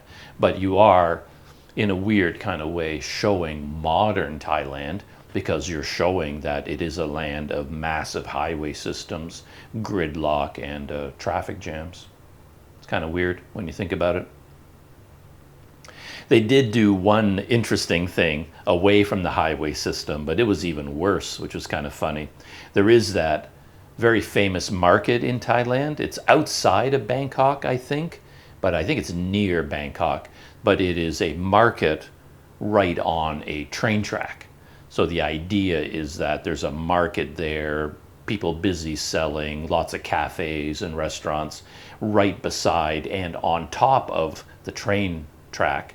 And then when the train comes, everybody has to get off the track. And you're sitting there drinking your coffee or whatever, and the train is like going right by in front of your face. And then once the train goes by, the market emerges again. Everybody gets out of the way of the train. And then when the train goes through, everybody goes back onto the tracks again.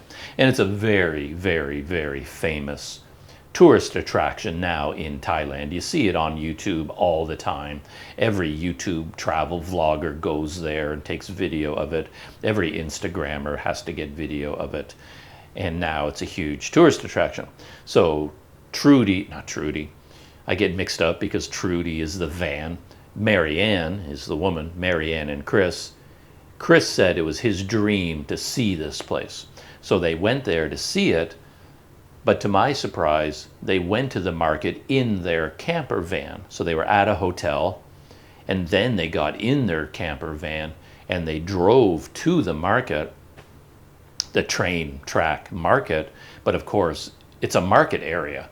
So the roads are going to be extremely narrow, extremely crowded, very difficult to navigate. And I swear it probably took them 2 hours just to find a place to park. And what a nightmare that would be. I would just, I couldn't deal with the stress. And they finally found a place to park, and then they walked to the train tracks. And of course, it was essentially hundreds of tourists, hundreds and hundreds of tourists, so jammed in there that you couldn't even move or even walk. You're in human gridlock now because there are so many people there, and they all want to get their video and their Instagram video, YouTube video of the train going through. That's what everybody is there to do. And one thing I noticed is that Chris had a 360 camera, and most people are fighting to get as close to the train tracks as possible without getting killed. But there are so many people, it's almost impossible to fight through the crowds. But because he had the 360 camera, he could go all the way to the back, and then he put his 360 camera on a long extension pole. So even though he was at the back of the crowd, he could just stick his camera way out to the front and hold it on the train tracks. and then the train would go by, and he got video of the train going by, even though he was standing way back behind the crowd. And then when the train went by, he could pull it back in again, and then all the people, all the tourists, poured out onto the train tracks again. They've all got their smartphones. As soon as the train goes by, everybody rushes to get onto the train track just so they could film the train going away from them. And it's essentially hundreds of visitors, whether they're Thai or Malaysian or Chinese or Western tourists, backpackers, YouTubers and vloggers. Everybody is there just to get the same video of that train going by. Anyway, for me to do that, you would have to pay me. When it comes to stuff like that is really unpleasant, most people say, you couldn't pay me to do that. For example, it's so difficult to go into China. People would say, oh, you couldn't pay me to go to China. I don't go quite that far. I say, well, I'll go, but I would have to be paid to do it. You would have to pay me a lot of money to try to get video of this train in Thailand. It's just ridiculous. Tourism has become so big these days. Tourism is such a massive market that to go to a major tourist attraction like that it looks like a profoundly unpleasant experience. Really, you would have to pay me to go there. I'm sure there are lots of places in Thailand where you could find a train track, and if you want, you can sit beside the train track and then you can film the train going by. You don't have to go to this market to do it. It is special. It is unusual to be that close to a train, to have a train go right through the middle of a market. And I guess it happened organically. Over time, this market just grew up on this train track, but now it's not organic anymore. It's not real. It's not natural. It's just a tourist attraction, and it is interesting, but yeah, you would have to pay me to go there, and for them to go there in a camper van, no. Yeah.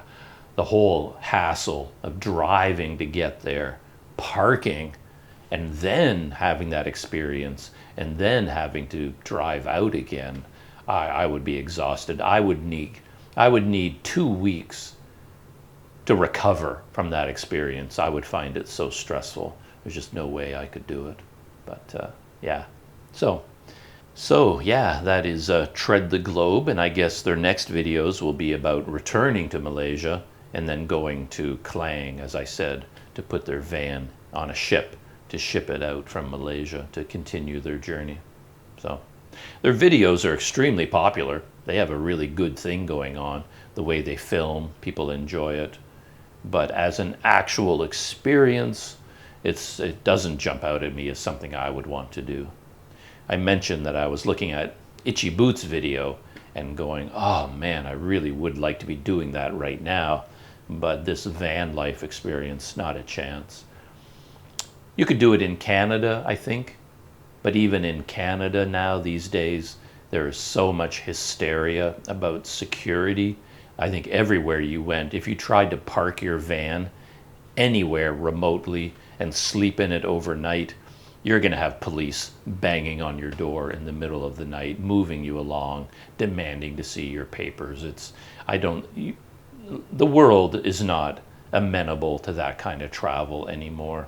You could ride around Canada in a camper van, in an RV, but you're going to have to pay a lot of money to park it inside a campground. And they're so expensive these days, you might as well stay in a hotel. I don't think you save any money because of that. It is a different experience, but is it a good experience? I guess I will leave that up to people to decide for themselves. But no, I would definitely do a bicycle trip first, scooter trip after that. Those would be my two choices. And then if you want to shoot YouTube videos, maybe then you have to have a backpack. That might be the best compromise.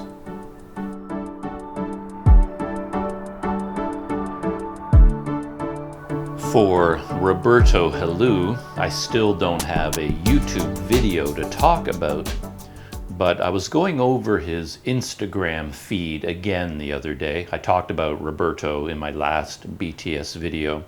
He's a young man from Lebanon, and he's currently riding a bicycle from Cairo to Cape Town. So he's doing the classic Cairo to Cape Town African journey, and he's doing it on a bicycle. And he's turned it into quite a large social media project. And from what I can tell, just reading between the lines, he may have had plans to post videos during the bike ride, because he started at the beginning. He posted a couple of videos from Egypt and a couple from the Sudan, but that was many months ago, and he hasn't posted a video since then because I think he's discovered there just isn't enough time. It's too difficult to do everything he's doing and ride a bicycle and shoot video and edit video. He makes very elaborate documentary style videos, and he needs a lot of time to do them. So he hasn't posted a video for a long time, but he has been posting to Instagram. And what I was talking about in terms of Itchy Boots and her motorcycle journey through Africa and then tread the globe with their van life experience, there are certain elements of their journey that I've been thinking about quite a bit. And it's really interesting to get the contrast with Roberto, because the thing with Itchy Boots, where she's riding her motorcycle through Africa, particularly in her more recent months of travel, there isn't a lot of content. Her last video is a good example of it, where it's simply, the video begins with her getting on her motorcycle and it ends with her getting off her motorcycle. And the video is all about riding the motorcycle. And the next video is going to be about riding the motorcycle and then riding the motorcycle. And she has tried to organize her trip such that it brings her past some very interesting places. So she's tried to focus on, for example, an elephant sanctuary. I don't know if it was a dedicated sanctuary, but it was an area where wild elephants would congregate, and beautiful waterfalls, and a couple of places of interest. So she's tried to string them together on her way. But when you really look at all her videos, almost nothing happens except for riding the motorbike. Riding the motorbike through desert, riding the motorbike through muddy roads, through jungle, through savanna, through busy cities. Wherever she's riding her motorbikes, that's what the video is about. And almost nothing else happens. And when you look at Roberto's experience on Instagram, it is impressive. It really is quite something. And I'm looking forward to his videos. It's going to take him a long time to make his videos, but I made a little bit of a list. So keep in mind that he is bike touring. So he's actually physically riding a bike every part of this journey, for a day after day after day, all day long, riding his bicycle, camping out at night, putting up a tent at night a lot of the time, sleeping in the outdoors, cooking food, getting water. So he has all of that to deal with. And for the average human being, just that would almost kill you. It would take all of your energy just to do that. Ride your bicycle through Africa. That's enough right there. But he's also doing a lot of photography, really interesting photography, not just snapshots. His Instagram feed, to be honest, is filled with a lot of selfies. It's him, here's the waterfall, here's this. He's always doing a big, huge Instagram face in front of everything he passes by in Africa. So he does do that, but he's also taking real photographs where he goes out with his camera into the markets, into the streets, taking pictures of people and amazing scenery, all kinds of things. And the photography is really good. It's really beautiful photography. Your typical high-end sort of travel photography. So he spends time, he makes the effort to go out looking for beautiful imagery, meeting local people, taking portraits of them, going into the markets, going to the churches, to the monasteries, the scenery. So he does all the bike touring, he's doing all the photography. He's not editing video for YouTube, but he is shooting video the entire time. And you can see that because he is putting together Instagram video reels. I don't know anything about Instagram reels. I don't know how they work, but they're very elaborate videos. So the videos he's posting to Instagram are highly edited, highly produced, beautiful videos with a lot of content. He puts a lot of work into them. So he's doing all of that. He's meeting tons of local people all the time, having meals with them, staying in their homes, having tea and drinks with them. He's always hanging out, exploring, doing different things. So think of that. He's doing all of those things. And on top of that, if you look at his Instagram feed, he visited the largest cemetery in the world in Egypt. He did a whole documentary video about this amazing place. Of course, in Egypt, he went to Luxor. He went to all the big famous temples and pyramids. He went to the Philae Temple, which is on the reservoir of the Aswan Dam. He went to the pyramids of the Sudan. He visited the gold mines of the Sudan, these small family-run gold mines that are all over the desert in the Sudan. He went there to check those out. In Ethiopia, he did a 5-day trek in the Simien Mountains, which involved climbing to the highest mountain, Das Reshen. So he did a 5-day trek to climb to the highest mountain in Ethiopia. He went to the castles of Gondar. So he spent time in Gondar, went to all the castles, documented all of them in video and photographs. He went to Lake Tana, visited the island monasteries of Lake Tana. He visited all the markets along the way. He has photography in all these markets. When he was in Ethiopia, he went to the chat market and tried chat. It's like hanging out with the local people. Chat is that local plant that everybody chews, the green leaf. It's like a stimulant. He went to the salt flats of Ethiopia. And I'm very, very familiar with all of this because I've been to Ethiopia and I know what all of this involves. Ethiopia is the most amazing place. And he had all of these experiences in Ethiopia alone. Then he went to Uganda. And while he was there, he went to visit this children's very famous dance troupe. It's kind of a thing in Africa now where the children do dancing, and it's very popular on social media, and these dance troupes become very well known. So he visited with one of these dance troupes and probably spent days with them because he did their choreography. They put together an entire dance performance where he danced with them, doing this whole choreography that they put together. He's visiting schools. He goes to schools all the time and gives presentations and talks. At that point, when he talks about it, he's visited 7 different schools to do this.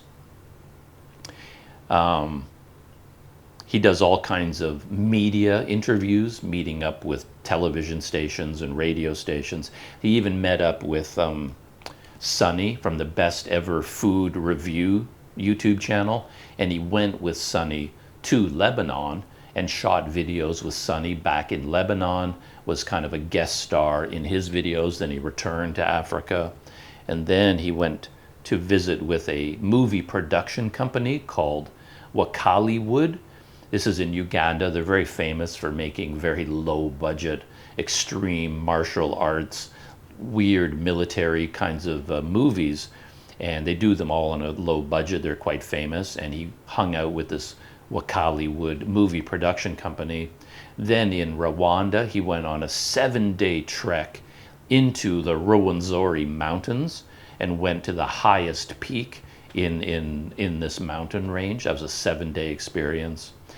He tracked down a guy. There's a very famous internet meme from Africa where there's an African guy. He looks at the camera and he says, "Okay." He says "okay" in this really weird way, and that has become a meme all over the internet. He found the guy from that meme who actually is in the video and says "okay," and hung out with him, learned his whole life story, talked about it on video and in photographs. And I guess that guy didn't even know that he was famous all around the world as the "okay" guy. So that was really interesting. He cycled down the Congo Nile Trail in Rwanda. He went to the Gombe National Park in western Tanzania, a trek into that park to see the last remaining chimpanzees in the wild. He went to see the famous mango tree where Dr. Livingstone, Stanley said the very famous line, "Dr. Livingstone, I presume." That's a big part of the era of 19th century European exploration of Africa. And as I said, on top of doing all of that, he meets up with all the local people all the time and is having meals with them and is documenting it, and he's riding his bicycle the entire time. Wow. I mean, and he's done all of that in 1 year. And I can't help but contrast that with what Itchy Boots has done on her journey in Africa, which has really, by comparison, happened almost in isolation, because the whole day of riding her motorcycle, she sort of got her suit of armor on, her motorcycling suit of armor with the helmet. Nobody can see her. She can't really interact with anybody. It would be very difficult to interact with anyone throughout the day because she would have to get off the motorcycle, remove her helmet, probably gloves and her motorcycle armor that she's wearing. And I think in the end, what she ends up doing, again, I'm just reading between the lines here, it looks like once she gets on the motorcycle and starts riding, she essentially is committed to riding the entire day until she gets to her next hotel, because getting suited up for the day is so complicated and takes so much time that she just doesn't want to deal with it until the end of the day. You suit up at the beginning of the day, and then you take everything off at the end of the day when you get to your destination.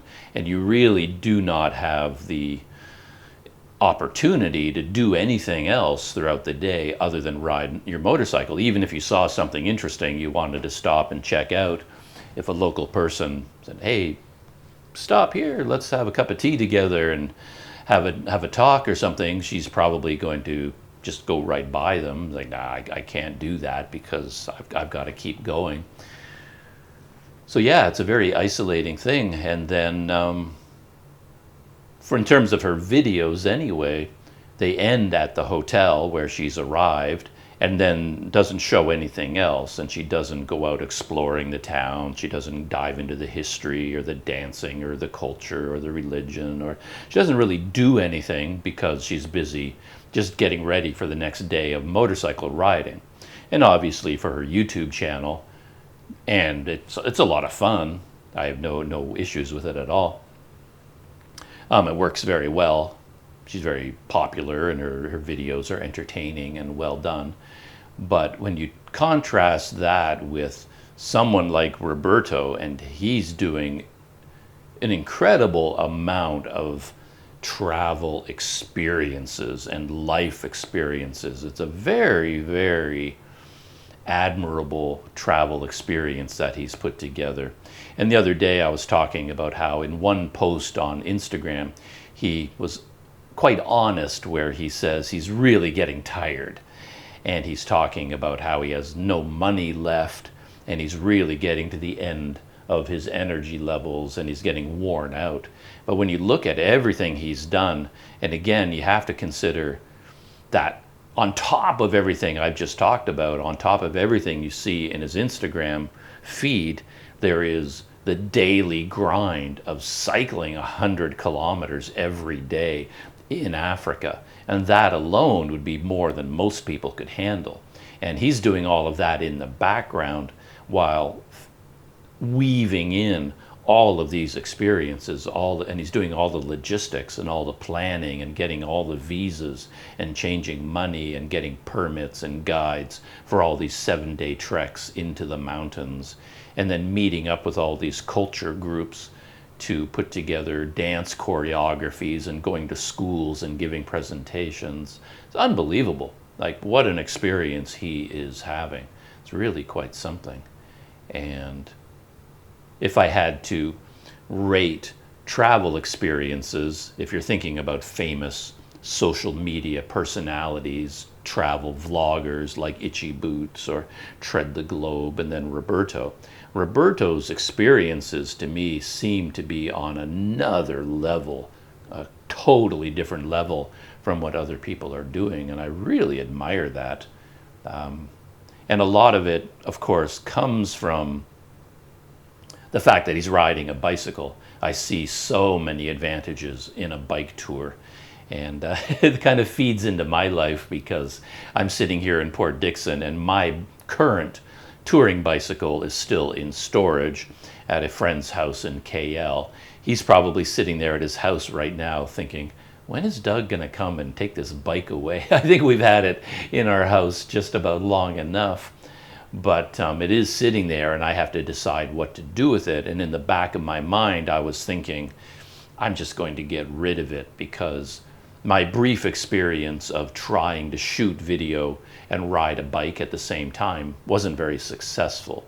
But yeah, when I watch some videos from Roberto and then contrast it with other people, and thinking about my own experiences being off a bicycle, not having one, I really miss it. And when I watch, Roberto's videos on Instagram or look at his pictures, I see the advantage of bike touring, and it makes me think, I don't want to get rid of my bike. I want to keep it. Is there some way I can move on with my life and keep the bicycle? So Roberto has inspired me. But yeah, it's really quite an incredible thing he's done going through Africa, and I'm looking forward to his videos. As I talked about before, I don't think his approach to the videos are really going to speak to me, because he is very young and very happy and very optimistic and everything is amazing and incredible and awesome. And I don't have that sort of perspective in my life. So I don't think I'll be able to relate to all of his happy optimism, but and all his talk about inspiration and how inspiring everything is. I've got that old guy's perspective going on right now. But I am looking forward now to seeing his videos. Hopefully he doesn't take years to produce them, but we'll see. In any event, I'll follow his journey on Instagram.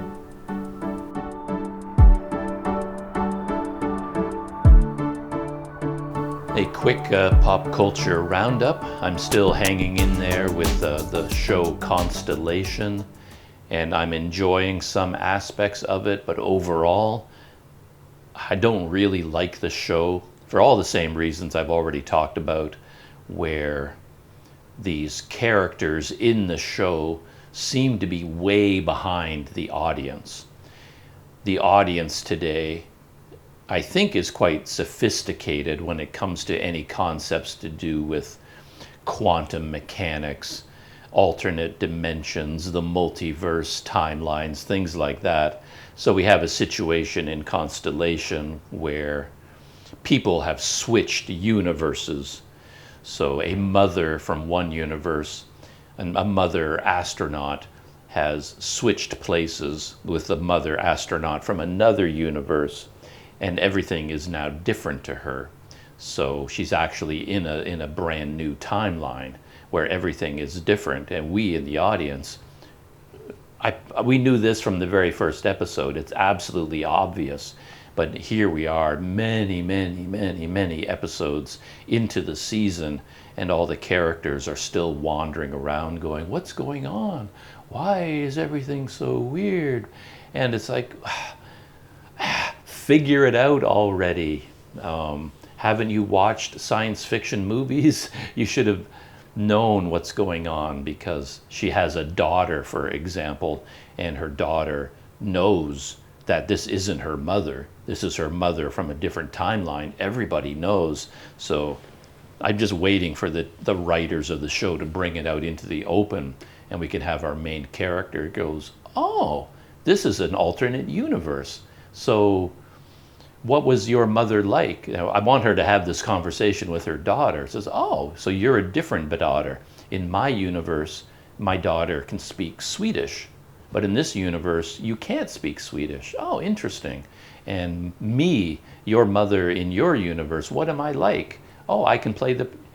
Everything is so obvious. Get it out in the open and start talking about it and start dealing with it. But anyway, I'm not enjoying the slow burn of this show, where it's taking the main characters so long to figure out what's going on, where it just seems perfectly obvious to me. But it is a different kind of show. It's got a different mood, different atmosphere, and I'm enjoying it from that point of view. I started watching season 2 of a British show called Extraordinary, and I enjoyed season 1 a lot. It is one of these typical superhero shows where the universe that everybody lives in, everybody gets a superpower on their 18th birthday. So whenever anybody turns 18, they get a superpower of some kind. And the main character in the show, she hasn't gotten her superpower at 18. It's been years, probably 3 years, I think, and she still hasn't gotten her superpower. And that's what the drama of the show is based on. And the show is very funny. The characters are fun. It's well written, a lot of really sharp dialogue, and in a way that Constellation is unsophisticated, or pretends its audience is not sophisticated.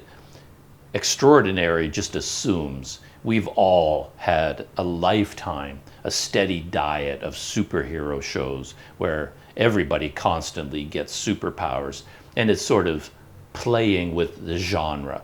It assumes that you've watched Heroes, that you've watched all of these shows where people get superpowers, movies, everything, and they're just having fun with the genre. And I love the characters. It's a lot of fun, really enjoyable. But before I dove into season 2, the new season, I thought I should refresh my memory of season 1. And originally I was just going to watch like a recap video, go onto YouTube, someone does a recap of season 1, just gives you a refresher in all the events of season 1, get you up to speed. But then as soon as I started doing that, I remembered how much fun I had with season 1. So in fact, I've gone all the way back to the beginning, and I'm going to rewatch all of season 1 before I start the new episodes of season 2. So that's what I'm in the middle of doing, and I'm enjoying it very much. There is some stuff in Extraordinary that is very sophomoric, very vulgar, and I'm not really enjoying that side of it. It's like a B plot. The A plot is a lot of fun. The main character is great. I'm really enjoying it, but the B plot is a little bit too sophomoric for me. Lowbrow humor, a lot of it. And I'm not enjoying that my second go around. So you have to be prepared for that. It can be a little bit childish at times. But anyway, I'm enjoying it. I do like Extraordinary. I recommend it.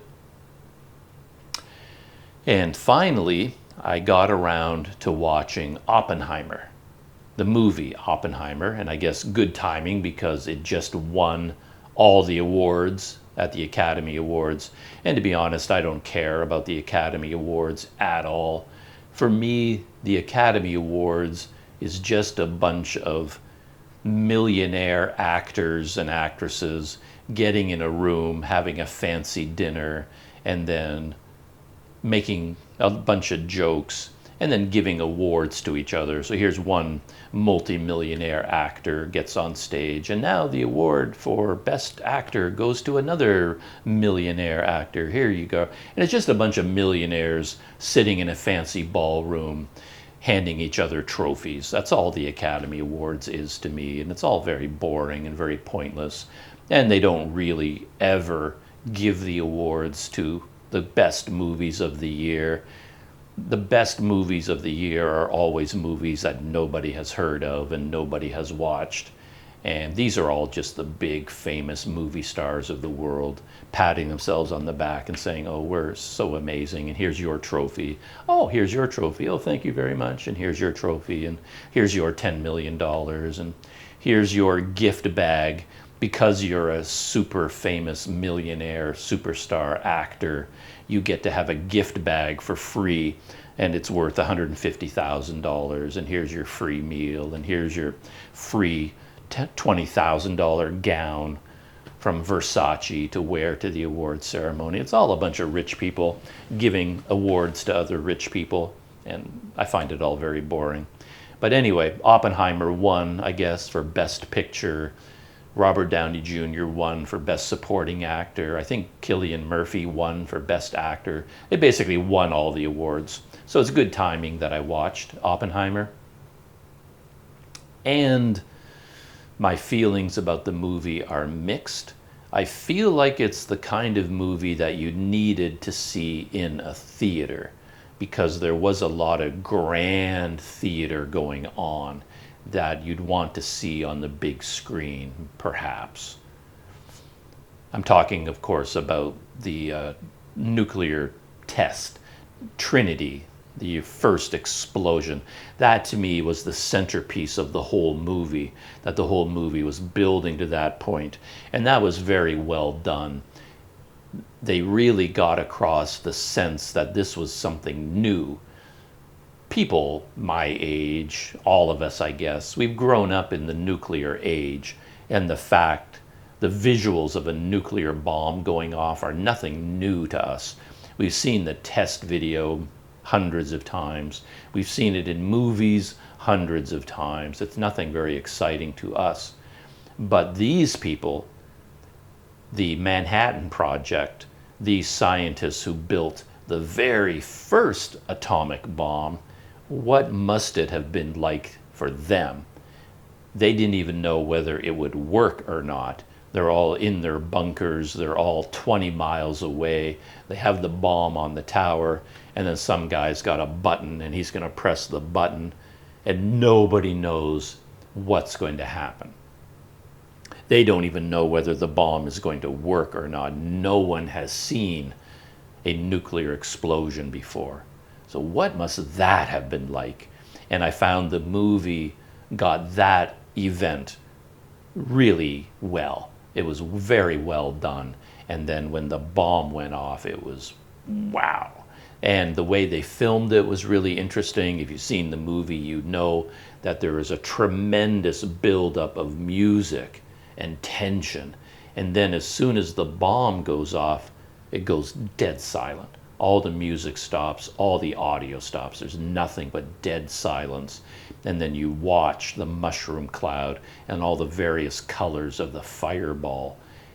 And that is incredibly dramatic. And then, of course, true to life, it stays completely quiet for a long time because light travels so much faster than sound.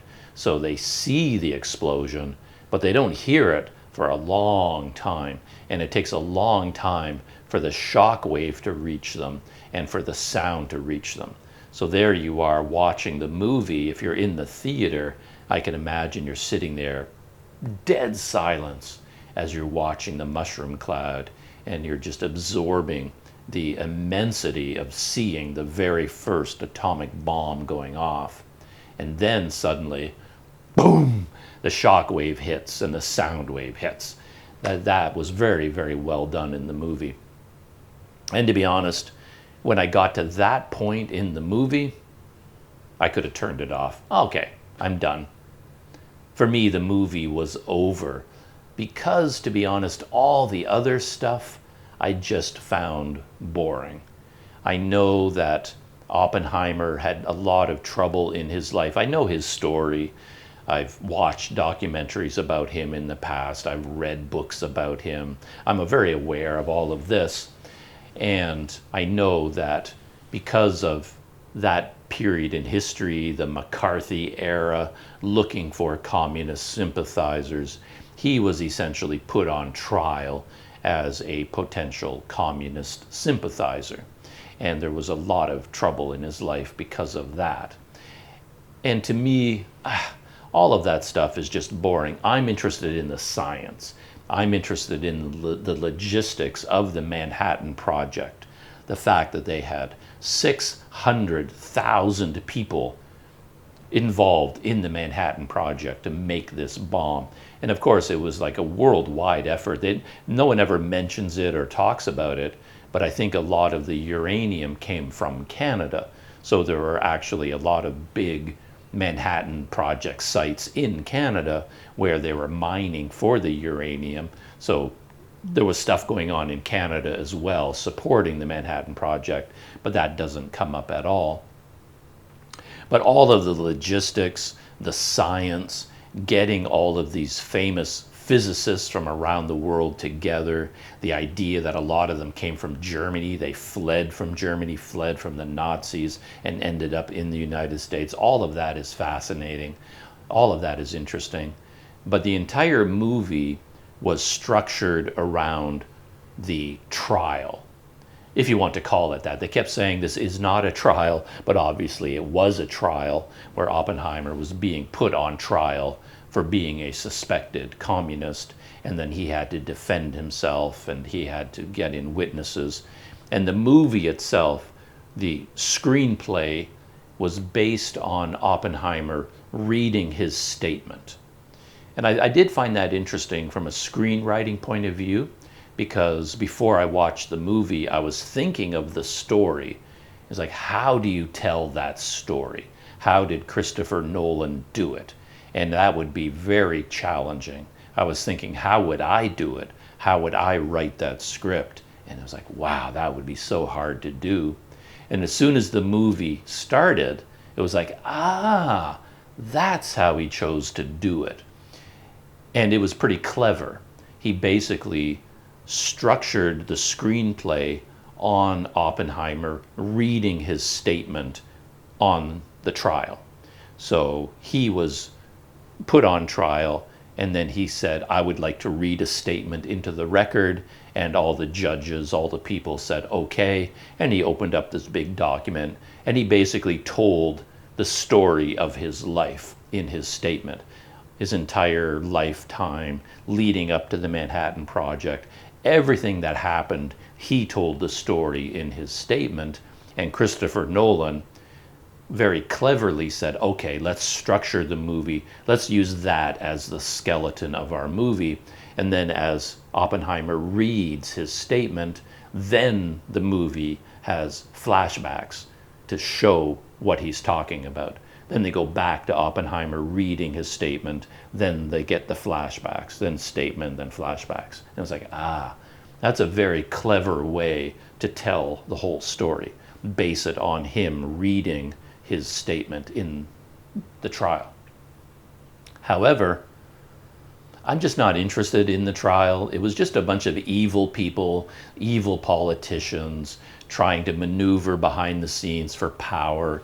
It was a power play, I guess. That's the way the movie told the story, where that one guy, Strauss, thought Oppenheimer was his enemy and basically maneuvered everything in the background to make this happen so that he would be discredited, and then he, Strauss, would get this big government position. It was all behind the scenes, evil politicians working there to gain power and gain advantage and all that kind of stuff. And I'm like, that's all so depressing and it's all sad. I don't want that story. I don't want to hear about it. I want the story of the science. That was what I was interested in. So I found all of that very sad and depressing and I didn't enjoy it, to be honest. I found it very slow and pointless. And I don't know about this side of it, but Oppenheimer came across as such a sad, pathetic, weak kind of person in the movie. That's how he came across to me, where with his history of mental illness, I guess, with his history of depression, the weird things that happened in his life, a lot of unhappiness, a lot of romance drama to do with the women in his life. And I kept thinking all of that, that's all such boring stuff. I want to get back to the bomb. I want to get back to nuclear physics, quantum mechanics, the engineering of building the bomb. That's what I was mainly interested in. And all of the rest of it seemed like a bit of a distraction to me. And then Christopher Nolan went a bit crazy with some of the filming, where he did a lot of indulgent things, showed a lot of really weird things, combined different scenes, and a lot of Oppenheimer agonizing over the morals of making an atomic bomb. The whole, I am death. I am become death, the destroyer of worlds, and all of this internal agonizing about his responsibility for all the people who died in Hiroshima and Nagasaki, and all the people who could die in the future from nuclear war. It got to be a bit much. It felt like it was 3 hours of Oppenheimer staring into the camera and being guilt-ridden with lots of footage of nuclear bombs going off, and he's staring off into the distance and feeling guilty and wondering and being tortured by the man, the father of the atomic bomb, basically. And it all got to be a bit too much for me. It was too heavy, too much, too sad. And the counter arguments, I thought, didn't get enough play. They were there, but they didn't really hammer them home. So again, I'm a very logical person, and you can agonize over dropping the bomb on Japan, whether it was morally right or wrong. There are arguments to be made there, ethics there, and you can feel the tragedy of 70,000 people dying almost instantly in Hiroshima when the bomb went off. It's a terrible thing, and it's a horrible thing. But of course, we have the Tokyo firebombing, where it wasn't a nuclear weapon. So basically, they're agonizing over the morality of a nuclear bomb killing that many people. And yet, not long before this happened, they firebombed Tokyo. And I don't have the numbers in the top of my head, but it was done with conventional bombs and planes, and they set fire to the city, and more people died in Tokyo than died in Hiroshima. The firebombing of the cities in Japan killed more people, probably in equally gruesome ways, killed more people than the atomic bombs did. So to agonize over the method of killing the people is not really logical, because conventional warfare killed just as many people. So I'd like to put that into the argument. If you're going to start debating the morality of a nuclear weapon, you at least have to mention the fact that conventional weapons killed even more people. And of course, there is the argument that the dropping of the bombs actually saved lives because it caused Japan to surrender. And if Japan didn't surrender, the Allied forces would have to invade the homeland of Japan. And the numbers of Japanese and Allied forces that would have died during an actual physical invasion of Japan, that would have been astronomical. And people have argued that many more people would have died during that invasion than from the dropping of the atomic bombs. So that argument, that debate that you can have, didn't really seem to be put across in Oppenheimer as strongly as I would have liked. There was just a lot of agonizing over the horrors of a nuclear weapon, and Oppenheimer in particular being tortured by guilt. And it all got to be a bit too much for me. The movie was too much. I didn't really enjoy it, to be honest. And in fact, yesterday I was on YouTube and I came across a long documentary on the YouTube channel Veritasium, and it was a documentary about the life of Oppenheimer. So with great pleasure, I sat down and watched that entire video from beginning to end. It might be an hour long or something like that. And it essentially told the same story as the movie Oppenheimer, but with a much heavier emphasis on the science and the technology. And it did give the biography of his life. It told me all the same things about Oppenheimer that the movie did, but because it didn't really focus so much on the trial that was held afterwards, and it didn't focus so heavily on the guilt that Oppenheimer may have felt from being the father of the atomic bomb, it was just really much more interesting to me. I enjoyed that YouTube video far more than I did the movie. And it filled in a lot of gaps because there were a lot of things about the technology that I didn't know and that were not in the movie. And then they were showing me things in the YouTube video. And maybe I wasn't paying enough attention to the movie Oppenheimer. Maybe I'm not smart enough to pick up on all the little details. But in the YouTube video, they just laid it out. And I went, oh, that's how that works. The different types of bombs that they built and comparing the different technologies and things. I really enjoyed the video much more than I did the movie. But hey, still a good movie. It's Christopher Nolan and it's all very well done. It was done well enough to win Best Picture for 2023. So who am I to say otherwise? I'm sure it's a very good movie, but to be honest, when it was over, I found I didn't really enjoy it. I sat through it all the way to the end, mainly because I started it, not because I was lost in the story. Something like this YouTube video, I never even thought about the time going by. I started watching it, and I just watched it with pleasure until it was over. I really like that. Same thing with episodes of this TV show Extraordinary. I never look at my watch and think, when is this episode going to end? I just lose myself in the story. I even forget that I'm even existing.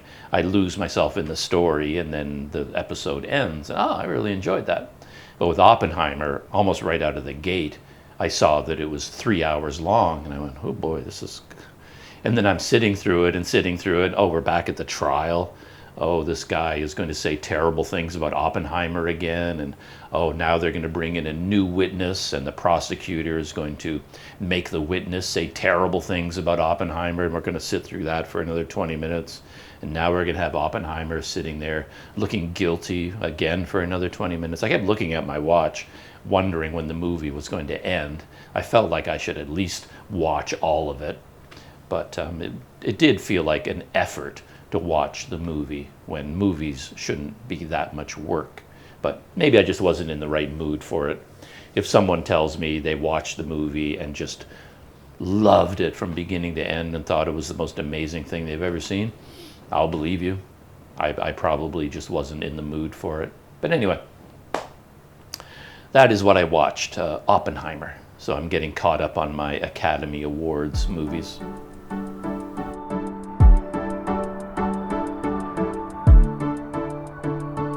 All right, I think that is it for this morning. I'm going to be winding down now and starting my day, probably with a cup of coffee, and my second cup of coffee. Just one thought that I kind of glossed over, which I forgot about when I was talking about Roberto Helou and Itchy Boots going through Africa, and they're clearly traveling off the beaten path, adventure travelers going through the remote countryside, and how they open themselves up to criticisms from Africans in particular who say that they're not showing all of Africa, and they end up supporting a stereotype. I was thinking about that because Roberto, he also got criticized for that on Instagram. I saw a couple of comments that people left, and they were from people who live in Africa.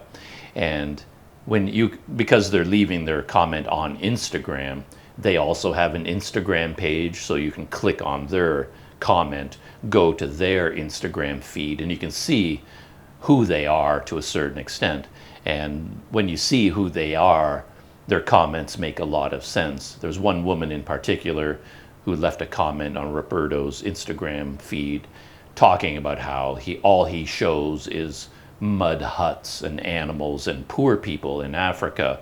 What about the other side of Africa? Why don't you ever show the modern, developed side of our country? Go here and there. And you click on her Instagram feed, and she looks like a very wealthy person, and every one of her pictures of her on Instagram is of her looking like some kind of an Instagram model with a beautiful dress and jewelry in a fancy restaurant and a fancy cafe.